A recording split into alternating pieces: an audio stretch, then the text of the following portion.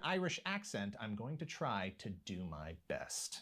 Mystic Knights of Tir na Nog is a 50-episode live-action television series that originally aired in the United States from 1998 to 1990. Oh, I'm dumb. I didn't realize I didn't go live on YouTube for an hour. Whoops. Oh well, I guess I could just, send this to the full vlog over there. Uh-oh. 99 on Fox Kids. It's live action but has a lot of computer-generated monsters and environments that, even at the time, stretched the suspension of disbelief. 10 years of war born from a grievance between families rages on between the... I get you. Also, yeah, now I'm live on, the other site, but whatever. Yeah, so basically this was showed on Fox Kids on the weekdays, back when, channels used to do weekday, cartoons and, kids shows. The land of Kells ruled by King Connacher, and the forces of Temra ruled by Queen Maeve. But things are changing. Queen Maeve has come to Kells under the premise of a peace treaty. No, don't mock me. Seems too good to be true. And it was. The whole thing was a distraction for Maeve to launch a sneak attack and seize Kells, reclaiming what she says is her birthright. But the plan was discovered just in time. Maeve and her assistant, General Torque, formerly of Kells, escape using Maeve's dark sorcery, proving to King Connacher and his master of the mystic arts, the druid Karherd, that they are going to need some help in order to defeat Queen Maeve. Especially because Queen Maeve isn't satisfied with the current contract she has with the Dark Fairy Lord Mitre. She asks Mitre for even more power, to which he agrees, for a price to be named later. He gives her a new runestone set atop her already spooky-looking Havoc staff that, at the very least, gives her the ability to create monsters whom she can deploy at will against the minions of Kells, to tear down their walls and crush their spirits, to tip over their wooden rail fences and frighten their goats to the ends of the earth. I do adore the CGI graphics that show on here. It's kind of nice. King Connacher needs a miracle to save the day. He decides he's going to surrender to Queen Maeve rather than send his soldiers to death in battle. Unless anyone has any other suggestions. Anyone? Anyone? Karherd can, see the future a bit sometimes. He can conjure brief illusions, but he's got nothing on Queen Maeve's dark powers. He does, however, have a card up his sleeve and relates the story of Tir na Nog to King Connacher. Tir na Nog, a mythical place where dwell the Little People, or fairy folk, magical creatures whose ancient scroll foretold of a mighty warrior called Draganta who would bring peace to the realm for 100 lifetimes. A scroll that also shows the mark the Chosen One would bear. That Chosen One turns out to be Rowan, an orphan that Karherd found as a child and raised as his apprentice. Despite Karherd's and King Connacher's protestations, despite the fact that you bear the mark. You are the Chosen One. Also, we are the Chosen One for an ad break, so be right back.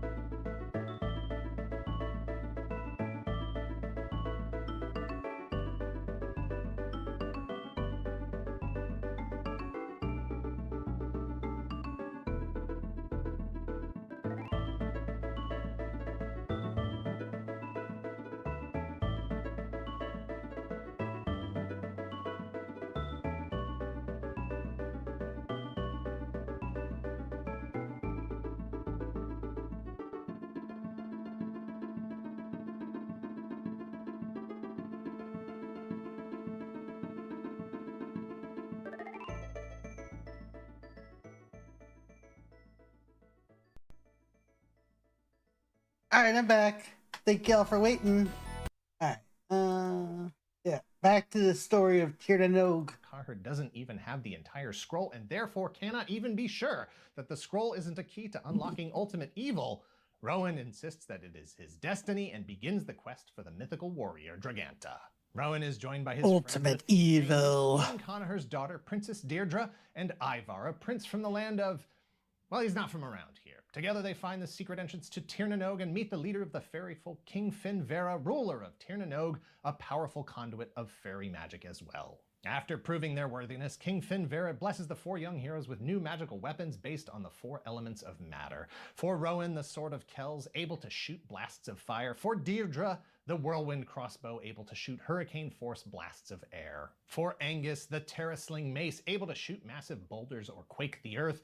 For Prince Ivar, the Barbed Trident, able to shoot blasts of electricity even though he's the water guy. They are powerful weapons and do help turn the tide for the moment, but they aren't enough to win the battle. The 4 heroes take on individual quests, challenging evil guardians to be rewarded with their magical Mystic Knights armors. Mystic Knights of Tir na Nog was created by Saban Entertainment in response to a television market flush with live-action superheroes, especially shows for kids, and Saban himself was responsible for a lot of it. In 1993, the floodgates opened when Saban produced Mighty Morphin Power Rangers, a show that adapted a Japanese series called Kyoryu Sentai Zyuranger. Fight scenes and the general plots were retained, while the rest of the episodes were rescripted and reshot with American actors and narratives. After the success of Power Rangers, Saban looked for other shows to adapt in the same way, and other studios did as well. 1994 would see Superhuman Samurai Cyber Squad, produced by DiC Productions, adapted from the Japanese series Denko Chojin Gridman. The market expanded with shows geared toward older audiences that were original creation. I remember like Superhero Samurai Cyber Squad being promoted a lot as a kid. And it was just like, it looks so weird. Go Power Rangers. Yeah. More expensive to produce, but not dependent on the existence of shows from Japan. Hercules: The Legendary Journeys and its spin-off Xena Warrior Princess proved that there was more there than multicolored spandex ninjas with giant robots. And how about those computer-generated visual effects? How about them? In 1997, Saban produced a... oh yeah, Xena and Hercules had a lot of cute computer animated effects. It was, you know, obvious, but it's like still fun to see. Second season of Masked Rider, the 5th season of Power Rangers, and the second movie, Turbo, a Power Rangers movie.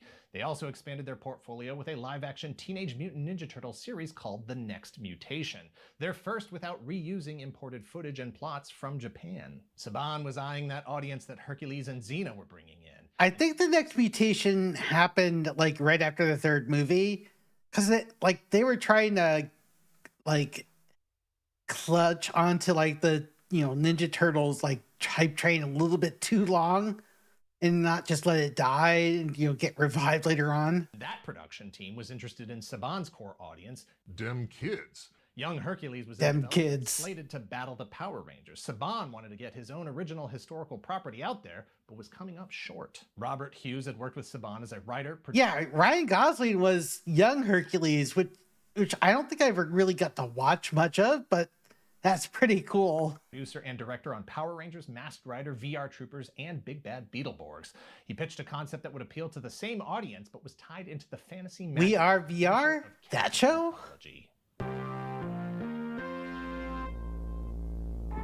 Enter the Fox Kids storming the castle sweepstakes. Win, and we'll turn you into an action figure from the new Fox Kids series, Mystic Knights of Tir na Nog. We'll also... When did I go? I never did go shirtless. What do you mean shirtless? I'm confused. Huh? What?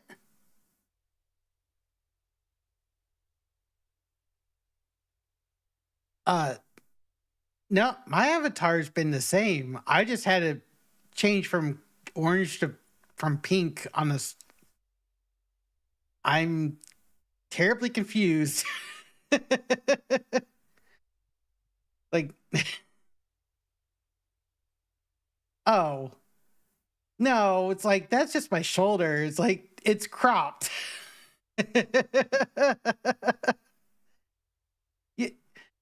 It was cropped, I could say that. It's the weird thing, because like, you know, like the thing is like ovular, is like circular now instead of like you can show a square. Oh my hallelujah. Oh God, stop it, everybody. Hold on a second. Hold up. All right, let me show you something.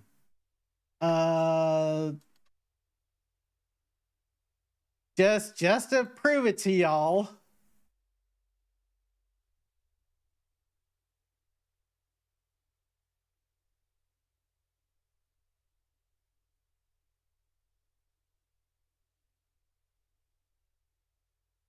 All right, here we go. Got to make sure I don't show anything lewd here. All right, there you go. Are you happy now? Are you happy now? Hey, Yoko. Look. Happy New Year's Eve, by the way. Look, there's shirt there. It just got cropped out by the, like, yeah, I like it's very stylish. Brace did a great job. I mean, I usually have a 5 o'clock shadow. What do you mean? I just don't share it much. I just feel like it works with the aesthetic because, I'm older. Like, come on now. I'm gonna age gracefully here. Come on. Plus, gives you tons of Mystic Knights toys. 1,000 of his. Also, yeah, I just blame like the cropping that they do there. Watch Fox Kids for your Caltech clues. Write down 3 clues with your name and address and get it to us by September 18th to Fox Kids Storming the Castle. P.O. Box 4030, Beverly Hills, 90213. Tir na Nog, or Land of Youth, is the name for the other world. Or rather, it's one of the names for the other world. I swear I'm not that sus of a person. Goes by. Or one of the other worlds that are part of the other world. Status.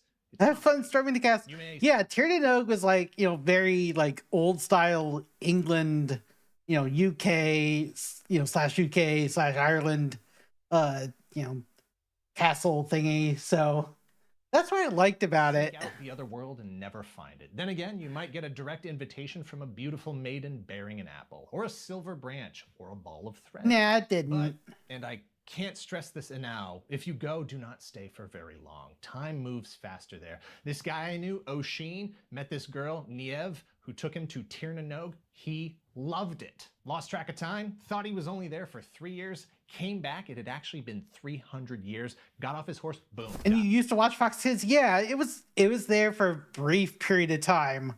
And it didn't last as long as other shows did. Years older. For this production, Tir na Nog is the name of the magical realm where all of the powers could be drawn from. Dark also, hey, K-Set. Fire swords, dragons, and whatever else the plot needed. No further explanation for the look or functionality of any weapons, armor, or creatures that came from it.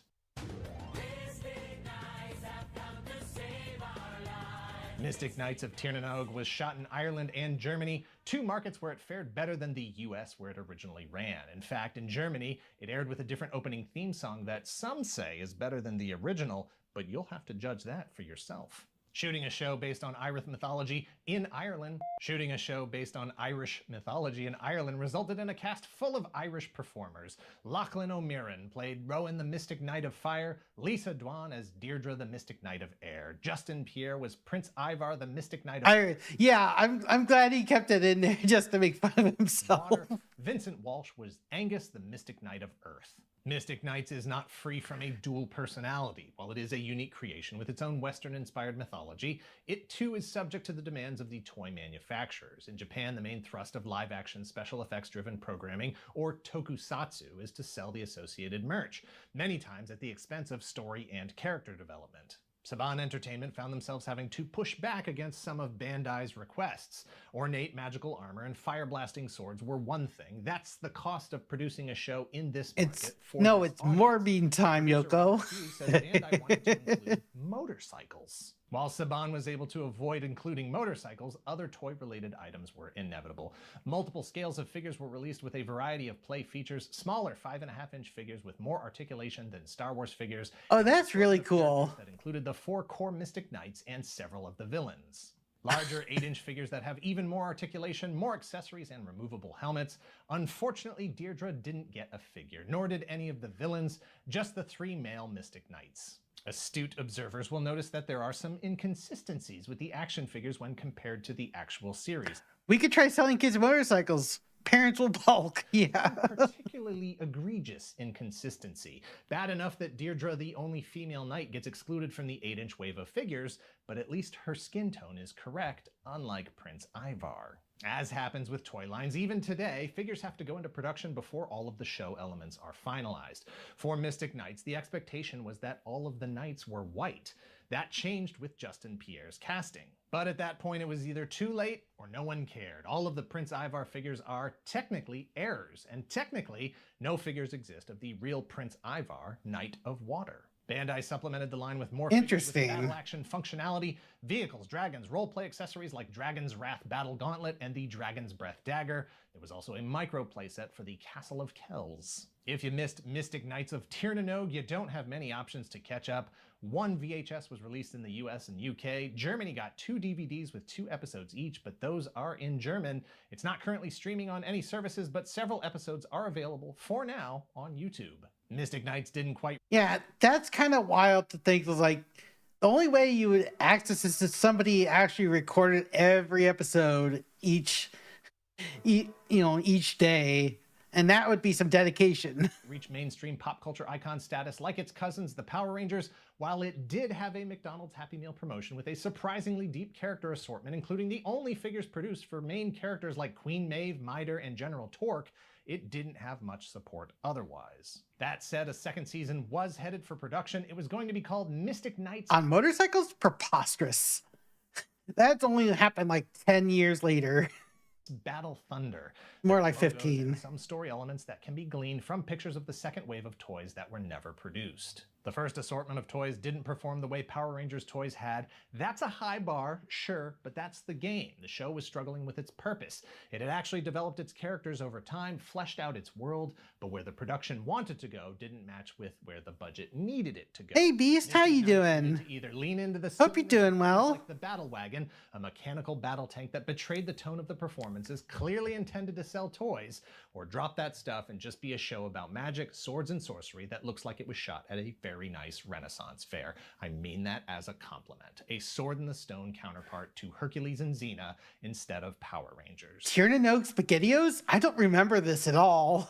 It is possible that shooting in Ireland was not as profitable for the production as they had hoped. Ireland has a tax incentive intended to encourage productions to shoot. It wouldn't surprise me that they had that for a bit. Other common locations around the world. But it's all about money one way or another, and ultimately Saban decided to prioritize shows that had more momentum and more marketing potential. Power Rangers Lost Galaxy, the 7th season of Power Rangers, and the English adaptation of Digimon being the primary beneficiaries. Money. Yeah. Mystic Knights of Tir na Nog in the works. The rights to the production aren't completely clear. Saban Entertainment was purchased by Disney in 2001. In 2010, Saban purchased the Power Rangers franchise back from Disney, which he then sold in its entirety to Hasbro in 2018. Hard to say for sure if the rights to Mystic Knights of Tir na Nog were included in that. Our research suggests that the trademark owned by Saban was abandoned in 2000, so it's possible that you can take your fan film to market without the threat of legal action from Disney, Hasbro, or Saban. Please consult your attorney first. I'm just a guy on the internet. Mystic Knights of Tir na Nog. That would be interesting if somebody was inspired to make a movie based off of Tir na Nog. Attempting to cash in on a market that was white hot for live action superheroes and demanding more of the same. But beneath the surface, it was a sincere attempt to flip the script on expectations and open up a whole new world, a whole new mythology full of stories that had never been told. It had a look and feel, a tone that set it on the level of the most successful shows. You need some money for that though, Yoko. It can't be just all you. Same demographic market with financial advantages behind the scenes that gave it a fighting chance. In the end, it was not the decision to be different from Power Rangers that hurt it. It was the decision to be too much like it instead of following the magic they found in their own production, in their own world. That's why I won't do 2 shows a night. Thanks for watching. Please hit like, hit subscribe if you're not already a subscriber. Thank you very much to those of you who already are. If you haven't heard, we started streaming on Twitch. Find us at twitch.tv/ToyGalaxy. If you're in the position to help the channel grow, please visit our Patreon or become a YouTube channel member. Please share this video and let us know in the comments down below if Mystic Knights of Tir na Nog was your after-school indulgence. I'll admit that this one snuck past me during that time where I was too old for the kids stuff that was for kids at the time. Yeah, it wasn't something that caught my eye too much. Kids stuff to be There's other stuff I ended up Why would I watching. draw such an arbitrary line? This was the bridge too far. What a weirdo. What a weirdo. Oops. I was trying to stop it, but it was like, okay. Well, anyway, we hop to the next video. Sasha the Brat talks about why everyone hates 4Kids TV. Hey, Ed, welcome on in. Of course, we all know the answers. For those old enough to watch 4Kids back then. If you were a kid in the United States in the 2000s, then Saturday morning cartoons were likely an essential part of your week. And if you were a fan of Winx Club, Pokemon, or Yu-Gi-Oh!, you more likely than not spent... Oh, Big Bad Beetleborgs? No. You had pleasure and displeasure about it. Yeah. Hey, Sonatikai, welcome on in. Yeah, no, it wasn't. It was a real, adapted, Sentai show for North America. I think it was like a spiritual spinoff of, what was it? VR Troopers? at least part of your Saturday watching 4Kids TV. 4Kids TV is a name that has gone to live on in infamy, especially in the eyes of anime fans. This is from Sasha the Brat, which probably should subscribe because I like how she's opened up so far. This was 4 days ago, so While it was pretty recent. responsible for introducing a lot of us to our favorite shows, it was also known for its extremely questionable dubbing decisions and somewhat shady appearing business Yeah, Mew Mew Power instead of Tokyo Mew Mew, which is a poor choice. practices. Hi, I'm Sasha, and I like to take deep dives into childhood media in order to escape the horrors. Don't know why you have to use a Brad as a persona, but okay. History of Winx Club reboots. And in it, I talked about the 4Kids TV dub and how it's actually my favorite dub of the show. But when I was looking for comparisons online about Did they? It's like that's kind of surprising. I did not know about that. this dub had changed from the original, I came across It's their mentions of OC. their infamous Okay, voice fine. actors for their other shows and how it eventually resulted in a lawsuit. And I thought, ooh, this sounds messy. So this piqued my interest because I am a nosy person.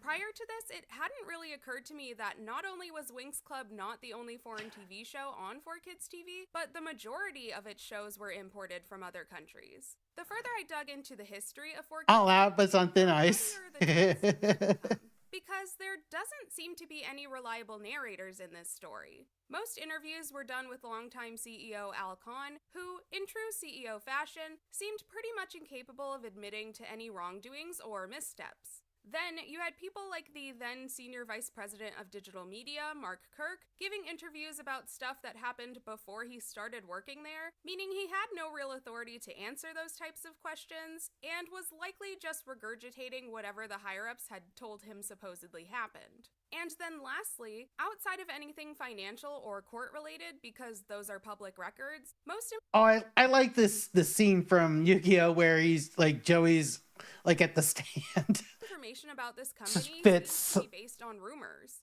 Literally, for almost every scandal that I tried to find more specific details about, Also to point out that scene from Yu-Gi-Oh is basically an arc within an arc because they're still in Battle City, but like the Joe is guilty as charged. Yeah. But he, basically I think it was like I forget OG Constantine, right? Don't at me on that. But basically, I forget, it was like the people that Kaiba fired and they came back for revenge or something. I forget. I'd find two like, different sources in the which digital told world. completely different things. which I think in and of itself is an indication of some possibly sketchy things happening, but another one is Kirk accidentally letting it slip that the company had high turnover, which Oh explains yeah, why I was like, there are so few Minna and employees, Plusle are really cute because there Pika probably clones. weren't that many people who were at the company long enough to know the entire truth. And if you've ever had the displeasure of working a corporate job, then you probably know that the bigger the scandal is for the company, the less people there are who are actually allowed to know the details. Are they your favorite? Aw. All that being said, I did the best I could to uncover the truth about what happened. So let's dig in and find out what happened to 4Kids TV. Yeah, the beginning of 4Kids TV, which, basically just anything 4Kids brought to Kids WB was like the best way to get people into anime, honestly, which, we all need to celebrate. While the main focus of this video is 4Kids TV specifically, it's important to point out that 4Kids Productions, which was responsible for 4Kids TV, was actually a subsidiary company of 4Kids Entertainment. There's a lot of overlap between the two, so when I say 4Kids or 4Kids TV, I'm generally referring to both or the company 4Kids Entertainment as a whole. 4Kids TV was the name of the television block where they broadcasted all their shows, whereas 4Kids Entertainment was responsible In for Brooklyn licensing. accent, yeah. So all the toys, DVDs. I mean, to be honest, 4Kids kind of got us like a new generation of Teenage Mutant Ninja Turtles, so I have to give him props for that. Trading cards, that was all handled by 4Kids Entertainment. The reason for this distinction is that 4Kids Entertainment started out as a licensing company by the name of Leisure Concepts Inc. in 1970. Yeah, it was really cool too, yeah. They've licensed include Cabbage Patch Kids, Star Wars, and Nintendo, to name a few. So as we move on in this video, I want you to keep in mind, at its core, 4Kids is a licensing company, and you'll soon see how this influenced every decision they made. And while everything that was going on with 4Kids TV was happening, 4Kids Entertainment was still running licensing deals alongside it. In 1991, Leisure Concepts would appoint Alfred Kahn as its new CEO. Get used to that name because I will be wearing it out. And this is where our tale really begins. Because Al is the one who rebranded the company to 4Kids Entertainment and the one who led the creation of 4Kids Productions. Presumably because he figured out two major things. Number one, despite the fact that they don't have jobs, you can make a lot of money by selling things to children. Or more specifically, their parents who are desperate to make them happy. And number two, kids, or let's be honest, people in general, will form attachments to TV shows and will therefore want to buy things. Yeah, I mean, yeah, I did form a lot of attachments to cartoons back then. I still kind of do, but I at least am self-aware of not being too attached to them. Associated with them. 4Kids' first attempt at a TV show was actually a live-action show called God, that's a really good-looking figure of Exodia and Summon Skull and Celtic Guardian. Jeez. I would love to have stuff like this. WMAC Masters, which was a scripted show featuring real martial artists. I'd never heard of it, but I also wasn't born yet when it aired, so it's kind of strange that they do a live action show if their goal was to... This is only, it's went from 95 to 96. I don't remember anything like this. Yeah, I remember ever seeing this, so it's not familiar to me.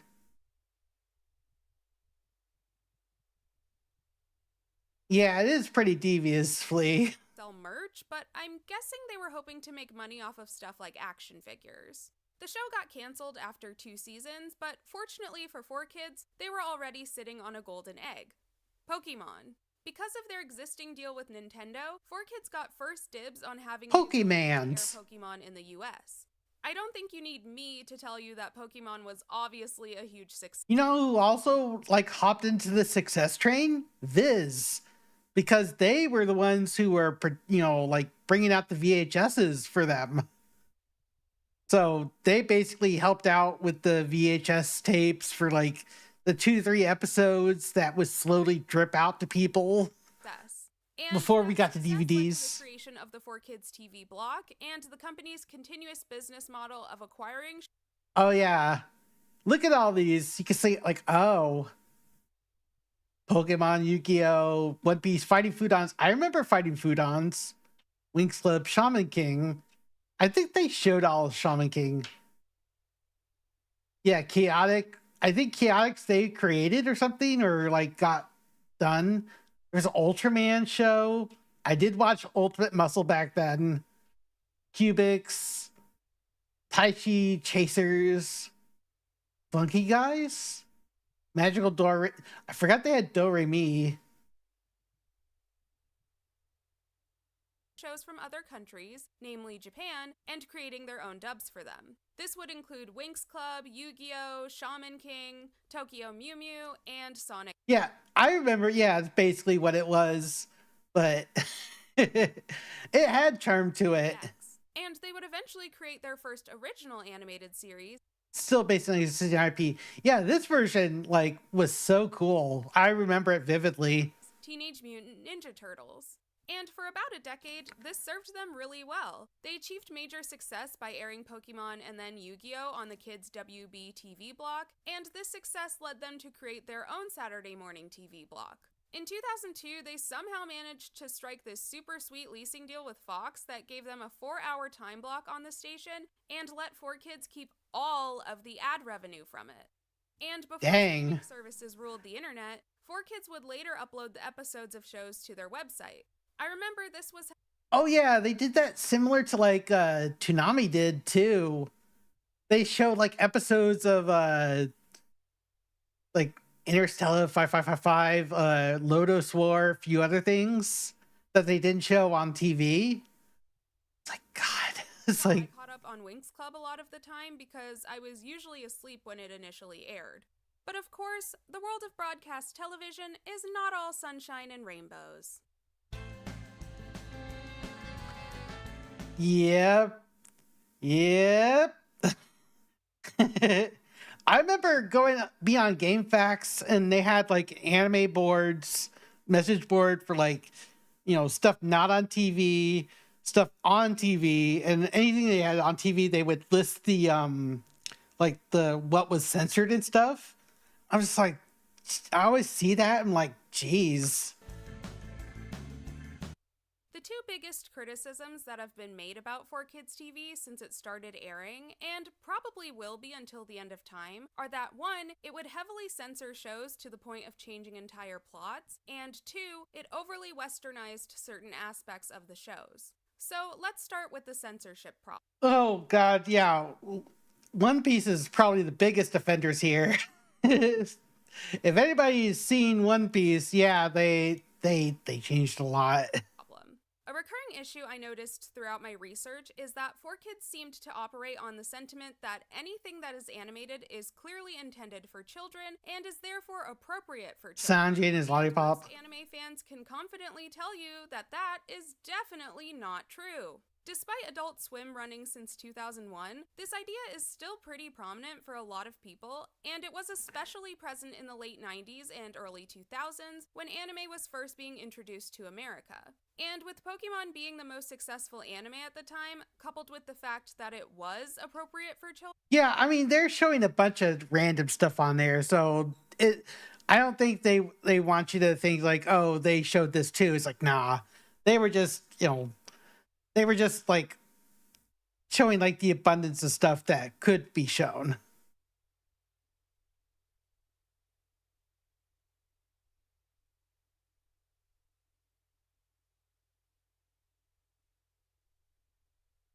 Yeah, they added a lot. For TV networks.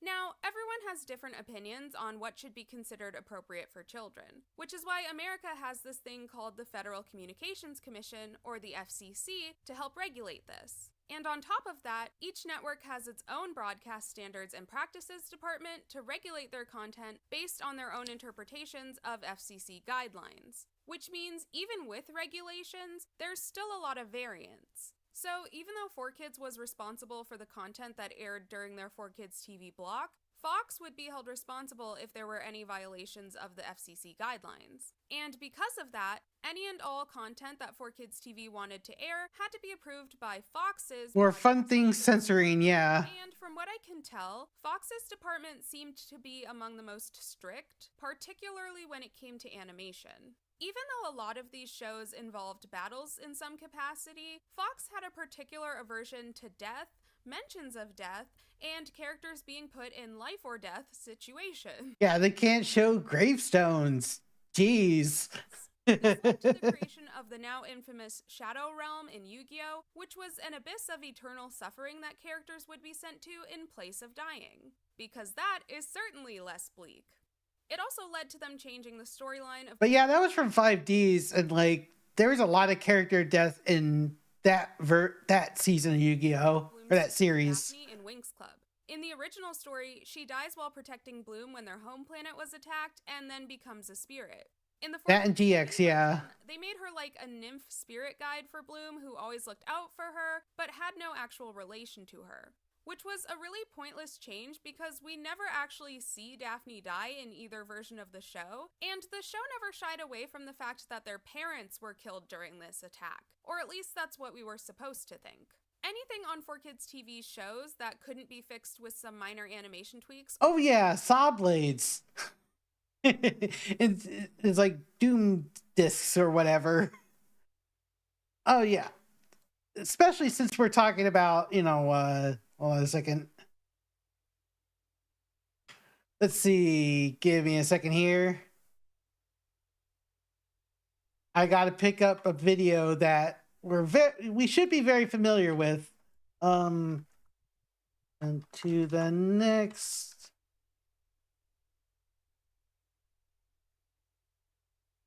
Yeah, basically what I'm going to share is like basically something that, was done before 4Kids came into the picture. All the cases of DBZ doing it.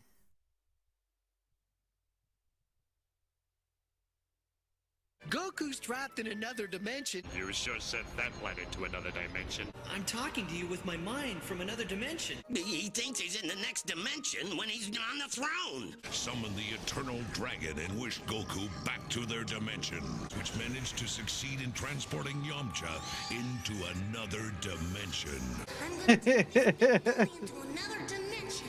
But he's already been moved back to this dimension. Yeah, basically. Don't worry about your friend. You'll be seeing him soon in the next dimension. A nice trip to another dimension. One way. Yeah, they were doing this long before 4Kids came into the picture. Chaozu latched onto Nappa in an attempt to escort him personally to another dimension. You'd be waiting at a bus stop somewhere in the next dimension. I want them. God forbid anybody's dead, yeah.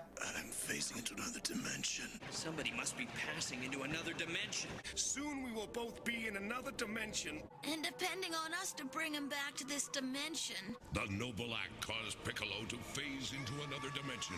Maybe you won't be such a disappointment in the next dimension. And whoever cut my tail off will be joining you shortly in the next dimension. I guess we all suffered quite a loss now that our friends are in the next dimension. And when they shifted phases, the Dragon Balls disappeared with them into the next dimension. I need to help get the Dragon Ball so we can bring Piccolo back to this dimension. If I cross your new dimension. I think the Negaverse is another example, but this one's much more easier to digest. And launched Dodoria to another dimension. I'll send you into another dimension. In a new dimension. Some of our friends passed into the next dimension during a... Instead of hell, yeah. They told us how to find King Kai when we first arrived here in this new dimension. So that we can return to your dimension. I'm sorry to have to tell you this, but he was sent to another dimension. Perhaps I'll see you someday in the next dimension. Guess you were blasted to another dimension for no reason at all. Now it's time to send you to the next dimension. Oh, Frieza sent a lot of people to the next dimension. How are we gonna wish Piccolo and the others back to this dimension?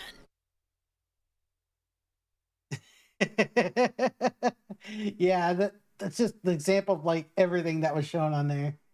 Or writing changes would get cut from shows completely. This resulted in scenes and sometimes entire episodes being cut from their original US run. In 4 Let's send you another dimension. What's up, Yoko?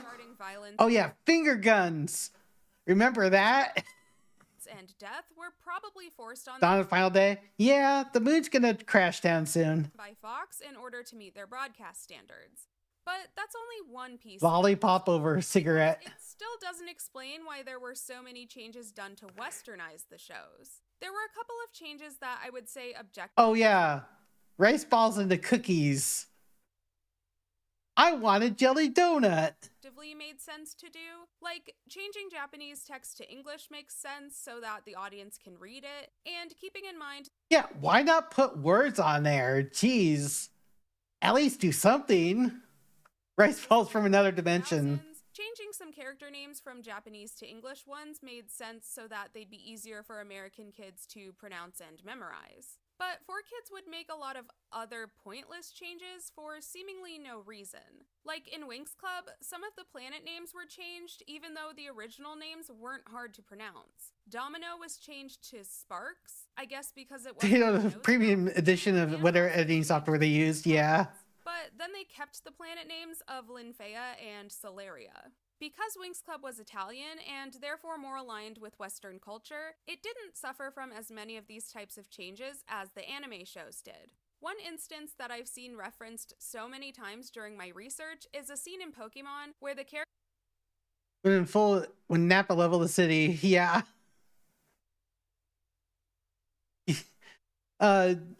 Also, it's okay. I see their parachutes. If you remember that. Also, yeah, these donuts are great. I mentioned that like a minute ago. Characters are eating onigiri, but the jelly-filled donuts are my favorite. Nothing beats a jelly-filled donut. Donuts.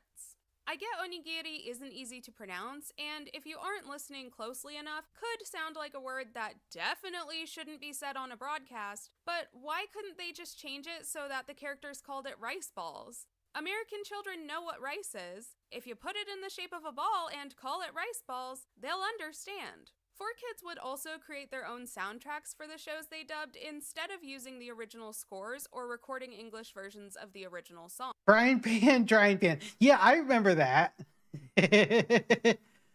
Brock was just so full of or another line Brock said towards Officer Jenny when he was gazing off into nowhere is she could violate my rights any day. It's whoa. Hey, next time, how you doing? They would claim this was done. I remember Brock saying that. It's oh gosh. That it was mainly done so that they could sell the soundtracks for the shows they dubbed and keep 100% of the profits. I won't lie, they did know how to make a bop. I hope you're doing well. Former 4Kids employees have claimed that this westernization was done at the request of the Japanese studios to help boost their... Oh, so instead of an Ankh, they had to make it something else completely. Chances of being successful in the West, but I had trouble finding any direct quotes that confirmed this, whether it was from 4Kids or the Japanese studios. What I did find was a quote from CEO Al Khan, where he straight up says that they westernize the shows so that children in English-speaking countries will understand them. That's it. No mention of it being done in partnership with the studios they got the anime. Honestly, by 98, 99, 2000, people are starting to understand things from dubbed anime. So or anime in general. So it's Western Monster. Yeah, it does look better. It looks more grand. I don't mind it much. That doesn't mean it wasn't true, but it's odd that he wouldn't say anything if that were the case, considering he was responding to criticism of this decision later in the same interview. And some evidence contrasting this reasoning is the fact that Eugenio Straffi, the creator of Winx Club, has openly criticized 4Kids TV for the changes they made in their dub and would eventually revoke their broadcasting rights to the show. That wouldn't stop him from eventually ruining the show in the exact same way that he criticized 4Kids TV for, but at least initially, he was not happy with the changes because they were never approved by him or his team. Oh. It's man, you basically revoke any right to say anything now that you did it yourself. In another quote that aged very poorly from that interview, Khan's response to criticism of 4Kids dubs by anime fans was basically that they wouldn't be able to make enough profit from anime fans alone, and therefore they needed to make the shows more palatable for the masses. It's wild that the person who was kind of a pioneer in bringing anime to the US lacked the understanding of anime's existing mass appeal to adults. I think the harsh reality is simply that— Yeah, adults, young adults, like later teens, like college students. It's like, hello? Did you not see how Toonami was doing? Spot me in the crowd. Yeah, it's like, that's a huge crowd. Hey, Tierfin, how you doing? It's nice little smug emote. Yeah, the Anime Expo has grown exponentially since I went to it in 2012. Like, doing good, nice. These were the viewpoints of a white American man born shortly after World War II, who at the time was in his late 50s and didn't seem to have any particular interest in learning about other cultures beyond how he could profit from them. Any missing nuances or plot points didn't matter to 4Kids, as long as the simplified plots could be understood. This is why Toonami's roots, like, differed greatly in comparison. Granted, they still had to edit some stuff, but it was, you know, it was understandable. They had to do it within certain means. Like, they could have more of, you know, like, things that are acceptable. So,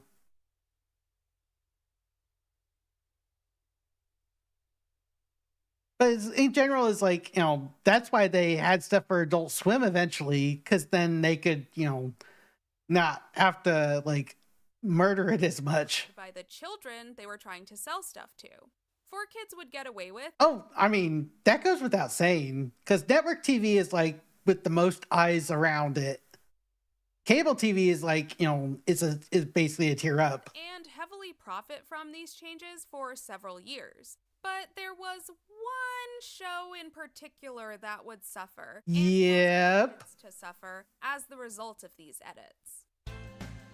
Yep. And you poked the bear because of it, too.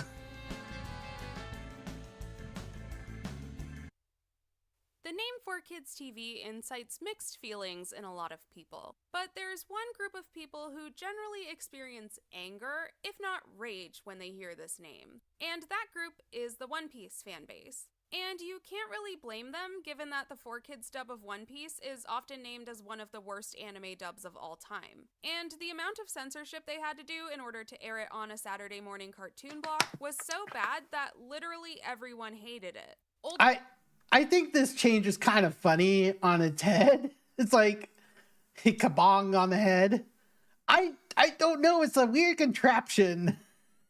Older fans were rightfully angry at it basically becoming a completely different show, and small children, who most likely were not One Piece's intended audience— Detective Pete used the 4Kids music. Oh, that, yeah.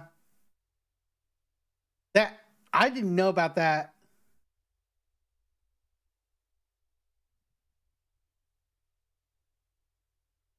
Season 1? There were seasons? I'm confused by that, K-Set. Revenge Make Don't Detective Pikachu then, yeah. Didn't seem to like it either. So thanks to 4Kids, the show flopped during its initial run in the US. But as we've previously— Hunter, we already, they went through that like in the first few minutes. I don't think you were there in the first few minutes. 4Kids was not a stranger to dubbing or censorship, and up until this point, they'd done so with quite a lot of success. So, what the heck happened with One Piece? There are two versions of this story floating around the internet, and amazingly, they come from the same source. Referring to the messiness I was talking about earlier, both versions of this story were spread from a single interview that Mark Kirk did with the Anime News Network in 2010. The most commonly spread version is that in 2004, 4Kids TV— Oh wait, really? So basically 1,000 episodes is one season and that's interesting. I mean, maybe they, like because of how many episodes it's gotten to, it's like, yeah, it's kind of getting crazy. Really wanted to fill the gap in female viewership, and so they sought out some anime that were aimed at girls. This is believable because at the time, Winx Club was pretty much the only show they had that was aimed at a girl audience. As a quick aside, they would later obtain the Bratz TV show as well, and I remember they would play that in Winx Club at like 8 o'clock in the morning on Saturdays before then switching. Winx, Bratz, Ninja Turtles Fast Forward. I guess it's like a rerun, half hour. Viva Pinata, Turtles, Yu-Gi-Oh! 2 times. Bone Mace. And then Chaotic at 11:30.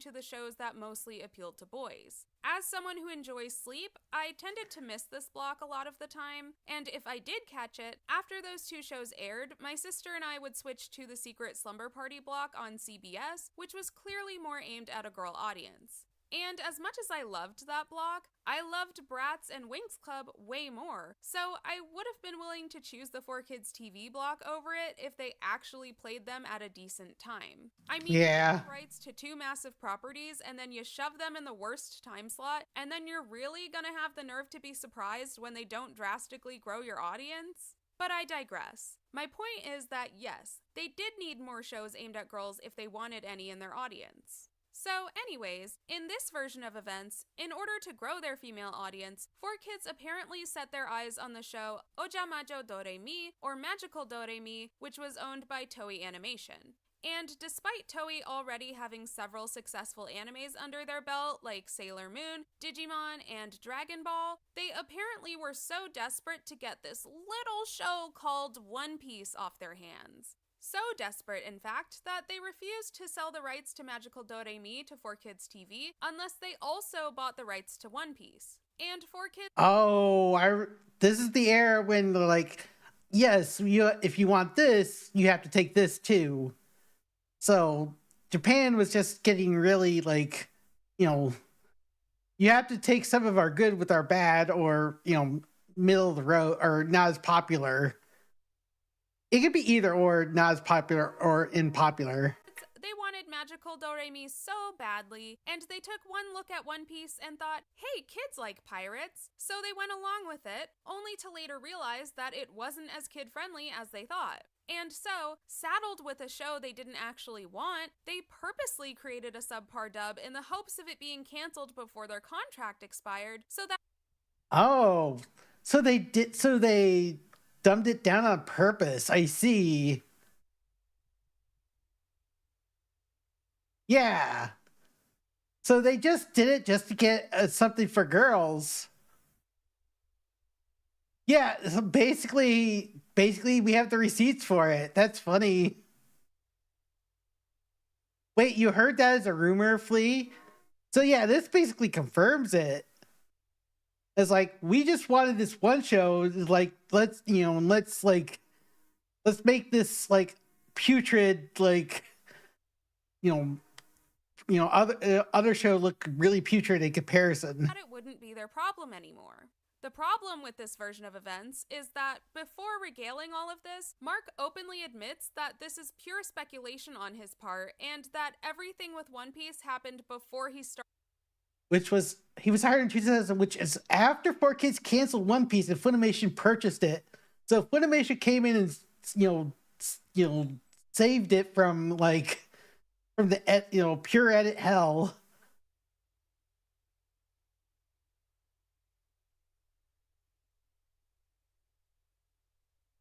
This is based on when I heard officers told him it's just this theory of what happened.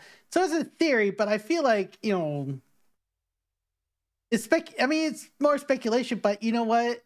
I think they were actually trying to, not give it as much of attention. Working at 4Kids. So essentially, he has absolutely no idea what he's talking about. Also, as the senior VP of digital media, he wouldn't have really been involved in these types of deals anyway. Yeah. I don't know why he decided to make up this big theory. Oh, hold up a second.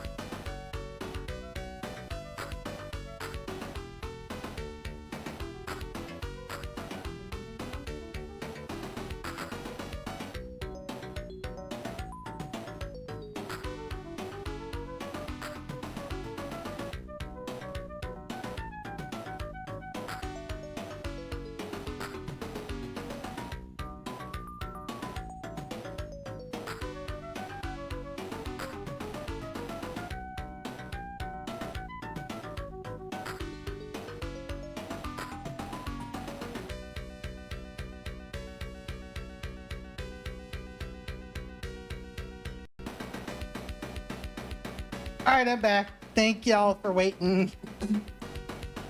I was trying to talk to maintenance for a little bit, and yeah, so that should be the end of that part.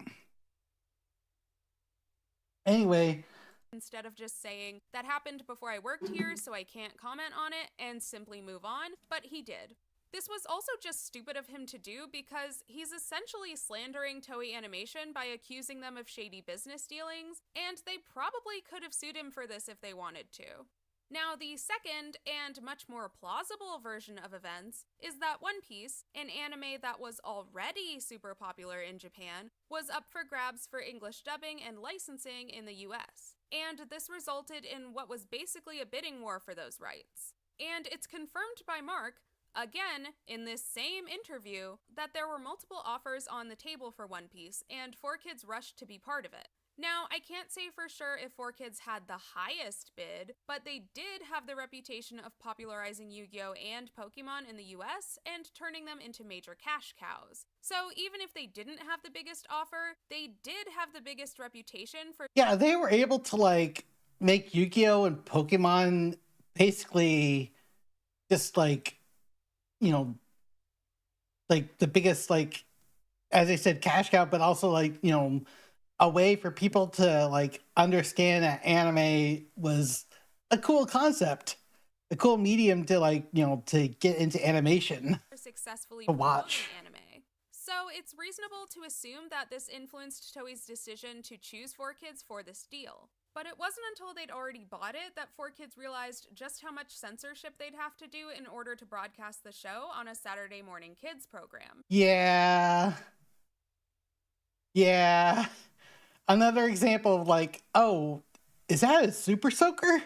This version of events is also supported by a statement made by our good old buddy Al Khan in a 2005 interview where he states that the two main things they look for when choosing what shows to buy are their existing popularity and how much merchandise they can make for it. Nothing about the show's content or if it fills a gap in their lineup. No, the only detail they look for is how much money they think they can make from merchandise sales. Amazing mindset for a TV network. To be fair, some of the blame for this does still fall on Toei Animation. While this version doesn't paint Toei as some big bad villain forcing people into deals, it does showcase that they also should have done more research before striking this deal. Because at this point, 4Kids already had a reputation. Yeah. Bandit Keith had a gun to Pegasus. He didn't just point at him.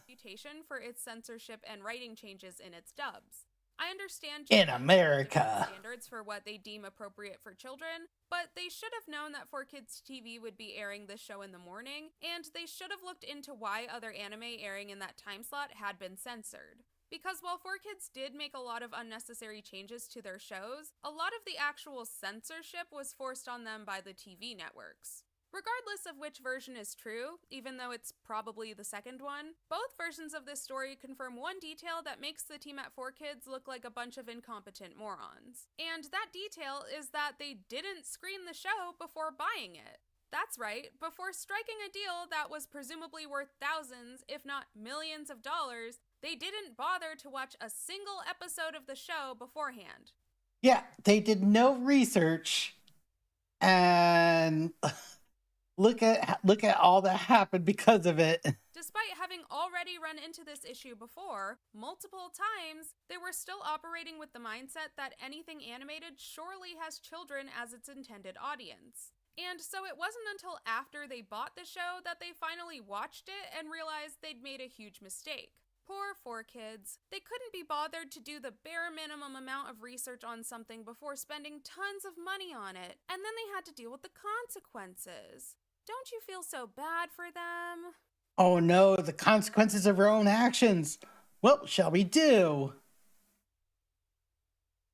They never look at their own products, yeah. It's no wonder Kirk tried to create this story where they look like victims. But no matter what version he chooses to believe, the fact remains 4Kids was careless with their business decisions and suffered the consequences. And unfortunately, One Piece fans had to suffer those consequences as well. Yeah, multiple lawsuits here, plural lawsuits. While While the One Piece fiasco would severely damage 4Kids TV's reputation among audiences, there were some other things brewing behind the scenes that would also ruin its reputation as a business. In 2006, 4Kids lost the rights to Pokemon, which had been the failsafe. That's what it's all about, yeah. Pretty much 4Kids TV's entire existence. They would permanently lose the rights to Winx Club in 2009, and given that 4Kids never dubbed or distributed the first Winx Club movie that came out in 2007, it's clear that their relationship with Rainbow was already on the outs and they wouldn't be profiting from it anymore. And after majorly screwing up with One Piece, it's safe to conclude that 4Kids was consistently losing money from 2006 onward.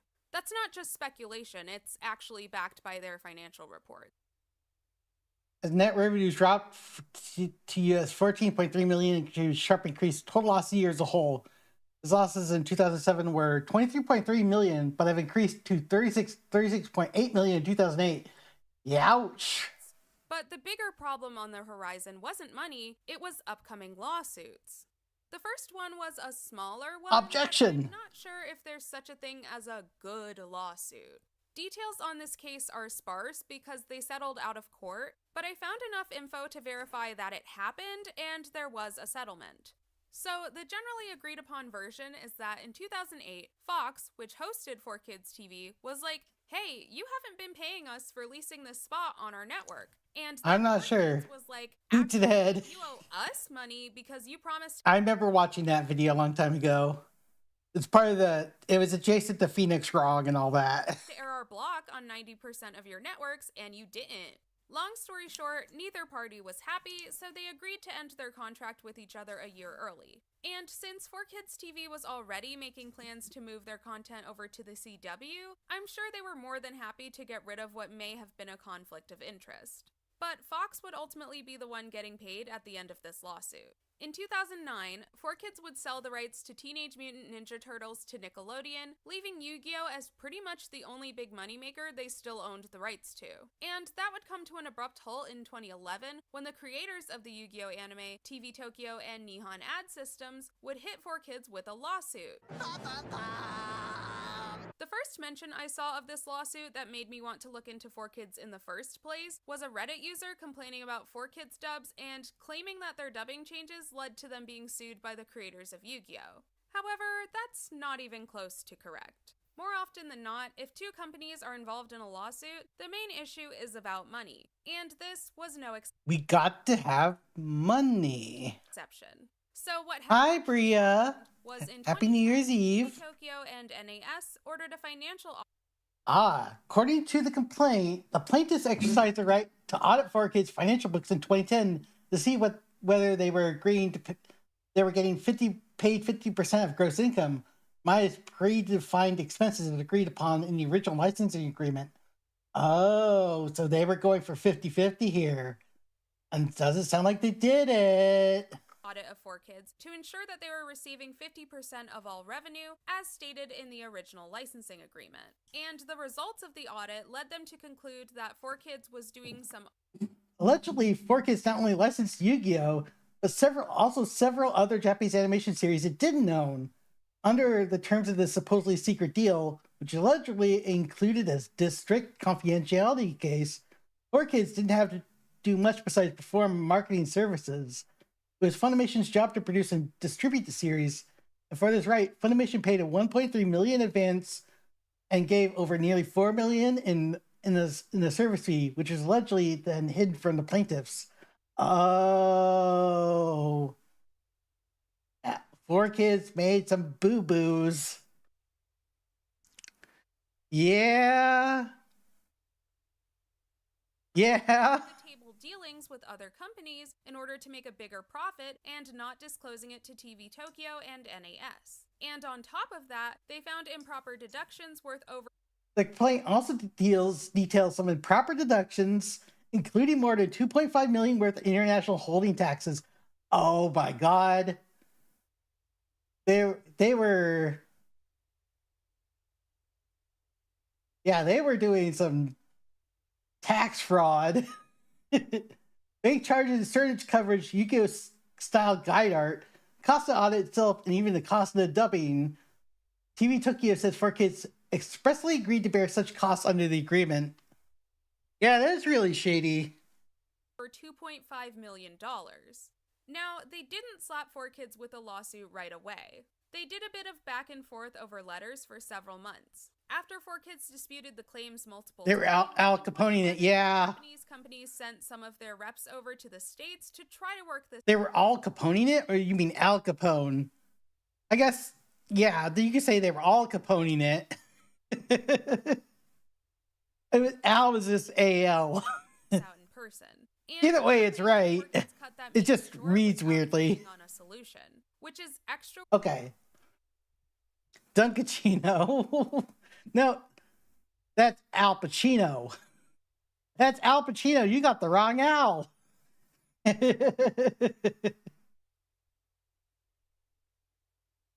Autocorrect is ours.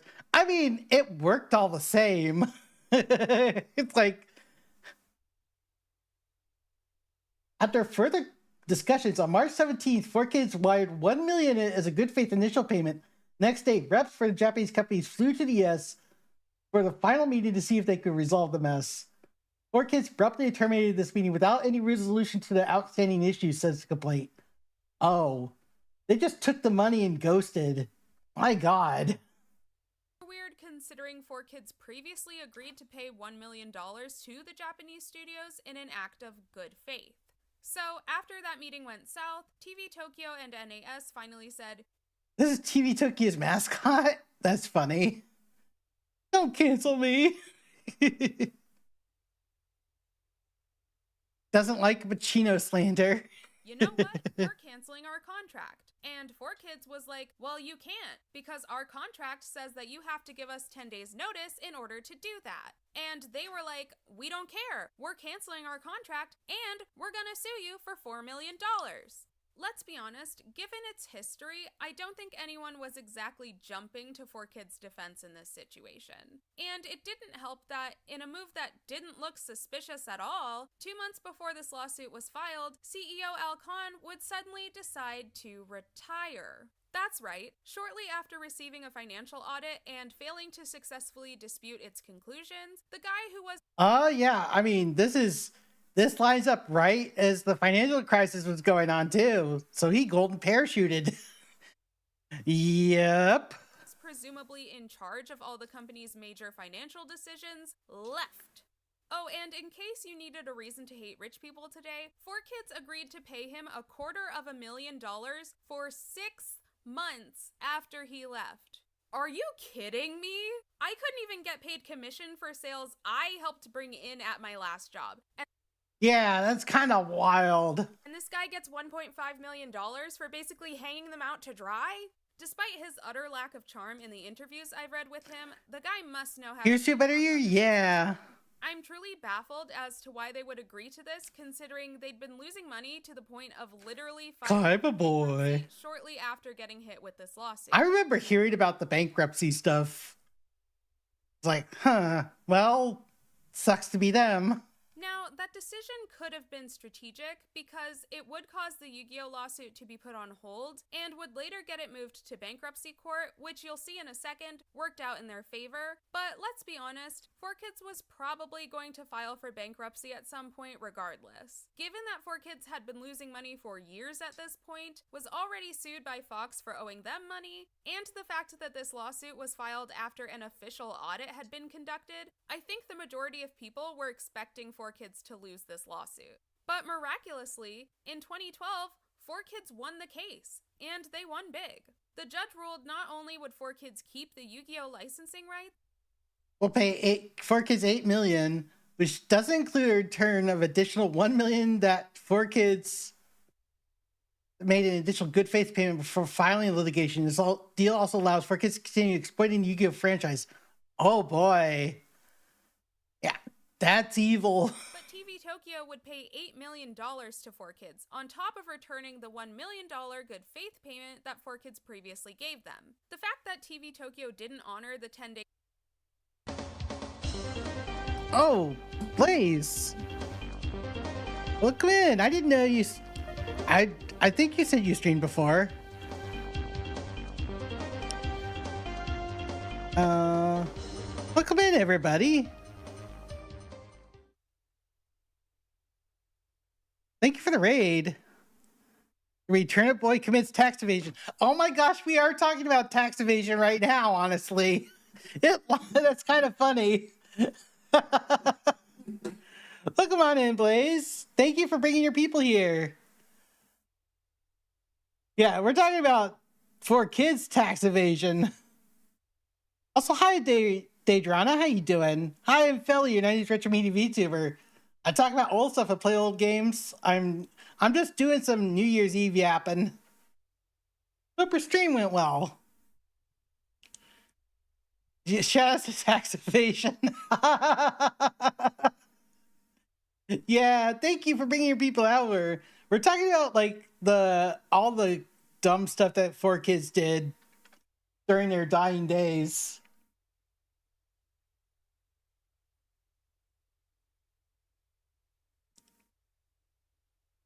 No, it says channel not found.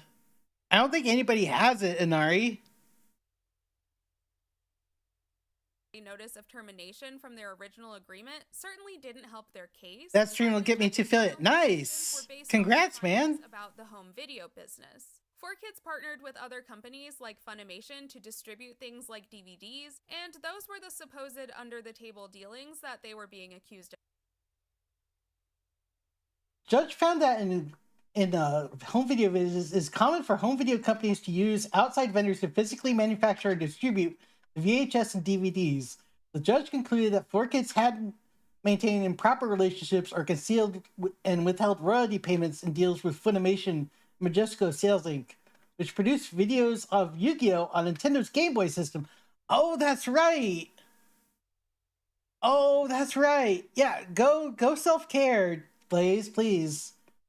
I forgot about this, man. Like, they had, like, specific episodes on carts for Game Boy Advance. I forgot. Yeah. I don't think it was that many episodes, though. Yeah, like the home video stuff, these are distributors, not sub-licensees, real Chapman. Many of the other allegations of tax withholdings were also knocked down. It's Game Boy videos, yep. Yeah, Game Boy Color wouldn't be able to do this. Game Boy Advance would. Very crunchy, I might add. Of hiding. The judge concluded that this was actually a pretty standard practice and that these were distribution partnerships, not secret licensing deals like they were being accused of. So 4Kids not only got to clear its name in this case, but it also managed to profit from it. I'm curious if the result would have been the same if this hadn't gone to bankruptcy court, specifically if the payout would have been so large, but I guess we'll never know. This victory would be short-lived though, because 4Kids would only hold the Yu-Gi-Oh! License for a few more months, and then they would lose it alongside pretty much all of their other TV shows in a bidding war. So regardless of the lawsuits, 4Kids sells Yu-Gi-Oh! CW Network related assets jointly to Konami Kids Co. Okay. This is in 2012. Putting assets between two companies. Okay. Results, it still essentially stuck a fork in 4Kids TV. In 2013, 4Kids Entertainment, the actual company, managed to exit bankruptcy, but was done with the TV business. It continued on quietly as a licensing company until finally going out of business in 2017. Oh, and just as a juicy little footnote, despite having a non-compete clause in his contract, you know, the one that let him get paid $1.5 million after leaving, Al Khan created a new licensing company alongside his wife in 2012. I don't want to say he took the money and ran, but it's definitely not a good look. So those were the highlights, or I guess lowlights, of 4Kids TV and 4Kids Entertainment. Despite how much noise it made in the early 2000s, this company truly went out with a whisper. I had originally assumed that it just fell victim to the slow death of Saturday morning cartoon blocks that started in the early 2010s, but it was shockingly much deeper than that. While we as adults may look back and criticize 4Kids TV for all of the many unnecessary changes it made to some shows, I think it's equally valid to be grateful 4Kids TV brought these shows to the US in the first place, even if it wasn't perfect. They weren't completely responsible for every choice. I will say that 4Kids did help with people like being able to access anime, but it's not like, the be all end all, because Toonami had much more variety. Like the media distribution throughout the late 90s, early 2000s became, much better for people. So the accessibility was like bigger than ever compared to like the early 90s where it was like nothing at all. And I have to be happy about that to some extent, because I guess I was kind of spoiled, like living in an area where like anime was more prevalent and places to rent. So yeah. They made, and when they often made bad ones. But I know my childhood was made at least partially better because of its existence. I think if there's any big takeaway from this story, it's that you should do proper research before investing in something. Like, I don't know, if you're planning to buy a TV show, you should probably watch it first. But what are your thoughts? When you think of 4Kids TV, is it with fondness, disdain, or a bit of both? Did you know about the company's scandals and lawsuits? And no one wants it there, yeah. And they have to sail the seas. It's kind of sad that, Funimation, if they just kept to themselves and not like get taken by Crunchyroll, that would have created more competition. It's just like, now it sucks for people who want to, go from there. Anyway, let's go to a more lighthearted topic. So next year will be 35 years of Super Nintendo. And there's quite a few games that came out in 91, even after like the initial two. Crunchyroll bidding war at the moment now. Bidding war for what? I don't remember anything about Crunchyroll and a bidding war for what exactly. What are they bidding against?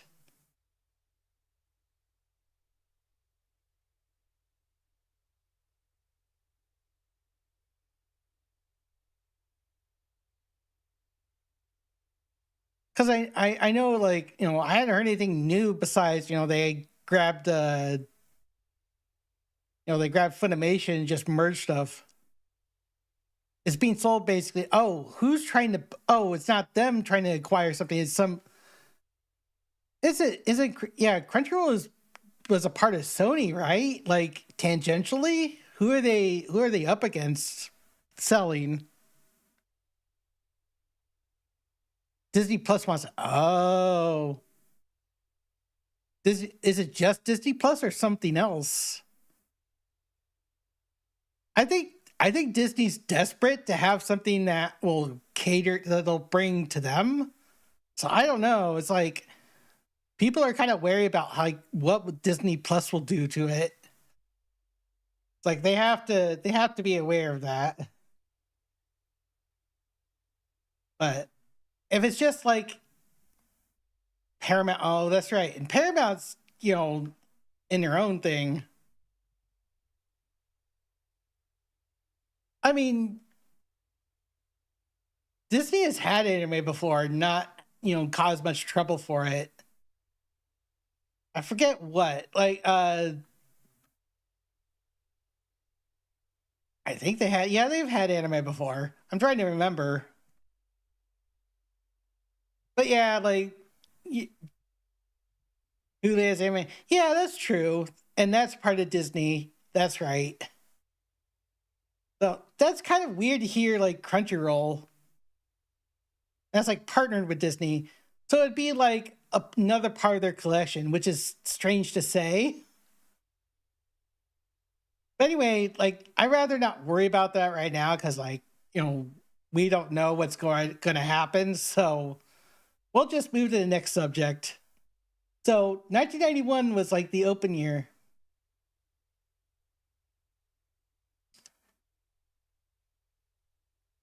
Oh, that's cool. Sony got Crunchyroll in 21. Yep, I remember that part. So it's weird that they're shedding it off themselves or trying to, or they're being asked to, be taken off. But I think to pivot, let's go to something like happy here for a little bit. So 91 was the intro to the Super Nintendo in the West, particularly North America. And there's a bunch of games that came out this year.